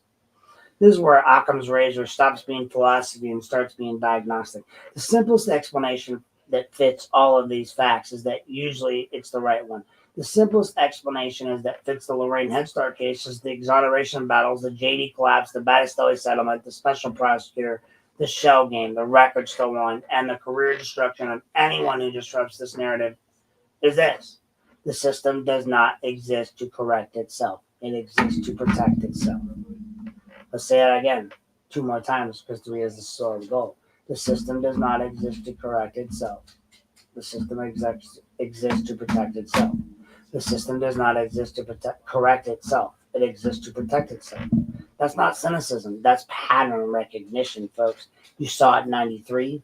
Panic plus media equals pressure. Pressure equals prosecution. Inconsistencies getting ignored because certainty is politically useful. No crime scene, doesn't matter. No physical evidence, fuck that, doesn't matter. Contaminated evidence, interviews, fuck it, doesn't matter. The jury never sees the full record. They see a curated record. And once conviction exists, the institution's party shifts instantly from was this right to how do we defend it. Then you fast forward. A judge years later looks into the full record, says plainly what shouldn't have taken place 15 years to admit. There was never enough evidence to convict. There was always that ruling doesn't trigger institutional humility. It actually triggered institutional defense. The exoneration gets neutered on jurisdiction, not facts, on procedure. Now the wrongfully convicted are free, but not cleared. So she's free, so it's Joseph, but they're not cleared. That limbo's not accidental. The limbo's safe, right? Limbo blocks civil liability. Limbo delays accountability. Limbo lets everyone pretend that maybe, just somehow the original conviction still deserves moral loyalty even after it collapsed legally and you realize you totally screwed over a woman and her innocent children. Give Amber back her roller skating days. All I can say is then JD comes in, right? Regardless of what we all think of her personally. I know. I've had my own issues with him, right? I'll talk about that later, but whatever you think of him personally, ideologically, politically, he broke that limbo. He took that case, that power, wanted, frozen, and he finished it. He attached finality to innocence. He didn't stop. He didn't suspend opinions. He didn't hide behind technicalities. He fucking exonerated her. Done. Over. And instantly, the incentives flipped. Period. So now the problem is no longer Nancy Smith, right? The problem is JD. Because exoneration triggers money, real settlements, wrongful imprisonment, compensation, federal civil rights exposure, municipal Monell liability. I wrote in my last story. insurance carrier risk, reputational risk, budget risk, political risk. All these things are harmful. That's where game theory takes over. Once the exoneration exists, every player now behaves exactly how the rational actor behaves when survival's on the line, right? The sheriff's office reopens battles indirectly. The prosecutor's office fractures. The attorney general gets conflicted. The records start to disappear behind redactions. Investigators migrate to Ottawa County under the banner of neutrality. Not just because justice demanded it, but because reality did, folks. Like that's it. Like we have to realize that that's what started it. I'm trying to figure out where I put that. And so that's the problem. Like we run into these problems that typically tend to recreate themselves. And so we have to ask questions. We have to say a financial or political threshold institutions shift from truth telling to damage containment. You no longer ask what happened, they ask who made it happen, right? Who's to blame? That's why JD's personal and professional collapse becomes so incredibly convenient, folks. Incredibly convenient. Enter Jennifer, right? Jennifer Santiago Battistelli, whoever she is. Her allegations may be real. Her harm may be real. Her settlement may be legitimate, right? No, that really has to be fake for the system to still weaponize the situation. Power doesn't require innocence to weaponize someone. It only requires opportunity. Her case really gave the machine a narrative to reset, give it the narrative reset button. Suddenly, the man who exonerated a wrongful conviction isn't discussed as an accountability actor, right? He's framed as a risk, a liability, a person of clouded judgment, a pattern, problem. People quietly hope they can graft his personal implosion, so to speak, into his professional decision making process, right? Because if they can discredit the man, they can destabilize the exoneration. If they can destabilize the exoneration, then they can slow the lawsuit, they can cap the payouts, they can negotiate the damage, they can rewrite history. That's not legal strategy, folks. That's rational institutional survival behavior. That's exactly why this is so dangerous, and exactly why institutions began treating exonerations as reversible inconveniences instead of constitutional outcomes. The system no longer protects innocence; it only manages exposure, and that's the part where I insert myself into the story, right? Not as a star, not as another data point to this whole situation, but like a speculate, like about my motives. They like to speculate about my motives, right? They like to invent alliances. They like to say, I must be working for someone. I must be working for the sheriff, the prosecutor, the AG, whoever the villain of the week is this week. It usually is me. That irony, that the irony is that my public records and all of these offices absolutely destroy that fantasy. My disputes, my lawsuits, my public records, my fights, my conflicts with these departments are all documented. If anything, my history gives me a built-in bias against trusting them. That's exactly why I look at this, because this is what I've learned as a juvenile justice counselor and as a licensed social worker in Ohio, is that these people are the people that most loudly talk about protecting systems often are almost, they're almost never protected children, families, or youth. They protect liability flowcharts. They protect budgets. They protect careers. They protect political coalitions. They protect judges. They protect CPS workers. They do it politely, procedurally, bureaucratically, with smiles and press releases and no comment statements. I don't need conspiracy theorists to explain what happened here. Occam's razor already does. Exoneration creates exposure. Exposure triggered institutional defense. Institutional defense required reframing the threat. JD became the threat. Battistelli became the wedge. Records became the weapons. Procedure became the shield. And the original innocent woman, she became collateral damage. That's the through line, folks. That's the moral injury. That's it. That's the struggle. That's the structural violence that no one ever wants to name. And that's where the constitutional bottom line that no press release can ever cover. Once innocent is firmly declared, it becomes a vested right. Once innocence is firmly declared, it becomes a vested right. Once again, once innocent is firmly declared, it becomes a vested right. You cannot e-stop a citizen back into guilt. You cannot after the state has already stripped that guilt away. You cannot functionally re-prosecute a person through political maneuvering without running straight into double jeopardy shadow. And even if, as Scylla wants to do, pretend you're not doing it in a courtroom, courts understand this. Insurance companies understand this. Civil rights lawyers understand this. I fucking understand this. That's why the fight isn't happening head on, right? It's always happening sideways, to the right, to the right, to the right, to the left. And that's why the story matters. It's because if exonerations are not final, if innocence is only provisional, if political inconvenience can trigger procedural reversal attempts, then none of us are actually innocent. That's, we are just temporarily tolerated, right? By us, right? All right, guys, here's our ending. So, what comes next? I mean, I'm going to tell you, like, I don't care what you think about my exception of the policy with Amber, what's going on in the real world, but I see what's going on in a way that I can be taught, I can learn, I can expose, I can expand. As much as you do what you do, I'm not going to change who I am. So what comes next is, here's what comes next. I'm going to leave you tonight with this. Not a verdict, not a neat ending, and definitely not with this comforting lie that time fixes injustice all by itself, right? Because it doesn't. Because what I've heard and what you've just heard isn't just the story of a daycare panic in the 90s. It isn't just the story of a wrongful conviction. It's the story of an exoneration that took decades to arrive and still somehow isn't allowed to fucking rest. And in the story of what happens with the truth, it collides with exposure. The story of what systems do when innocence becomes expensive, and the story of how often people who like tell the uncomfortable truth standing alone when those lights go out. What comes next is not speculation. What comes next is records. What comes next is litigation.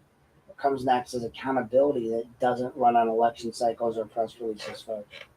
And yes, that next also includes the J.D. Tomlinson chapter, the Battistelli chapter, the Special Prosecutor chapter, the Ottawa County chapter, the Records Wars chapter. These aren't side stories anymore. They're part of that same problem. I'm going to walk through them all carefully, fact by fact, without shortcuts, without fear. And we have to do 3 to 4 hour podcasts, and each one we will. Because if this system really believes that exoneration is reversible, if it really believes that innocence can be negotiated backwards, then the only protection that exists is public memory. And that's what we're building here, not a spectacle, not a hit job, a record. So if you're here listening, understand this. You're now part of that record too. You are what happens next. You know what happens next doesn't just depend on courts and prosecutors and sheriffs and commissioners. It depends on whether you, the people, refuse to look away. And once they finally see the picture, once you finally see that picture, that full picture, the story's not finished, folks. The fight's not finished. The truth is not finished walking into the light. Amber and her mother need your help. They need you to speak up and speak out. In the meantime, I'll see you guys in the next chapter. I want to thank you guys for being here. Remember, this is Aaron Knapp. Be lawful, not awful. And thank you for turning this to a long-ass podcast tonight. But I felt like it needed to be said. It needed to be addressed. And Amber and her mom's story needed to be addressed. It just needed to be. And, there's no way that you can actually overlook that. You just can't. And I'll always believe that. And so, thanks for tuning in tonight. Be lawful, not awful, law enforcement. And for all the rest of you tuned in, I appreciate you for checking us out tonight. Come check us out next time. Go see the companion article on our webpage, www.aaronnapunplugged.com. In the meantime, we enjoy you guys all listening. We enjoy you guys all being here. And we'll see you next time. So please, law enforcement, stay safe, be lawful, and not awful. And in the meantime, you guys Unplug with Nap. Yeah, we cut through the noise. No script, no leash, no polished decoys. Broadcasting without permission. We don't ask. We lift the curtain and we drop the mask. Unplug with Nap. Yeah, we cut through the noise. No script, no leash, no polished decoys. Broadcasting without permission. We don't ask. We lift the curtain and we drop the mask. Unplug with Nap. Yeah, we cut through the noise. No script, no leash, no polished decoys. Broadcasting without permission. We don't ask. We lift the curtain and we drop the mask. Unplug with Nap. Yeah, we cut through the noise. No script, no leash, no polished decoys. Broadcasting without permission.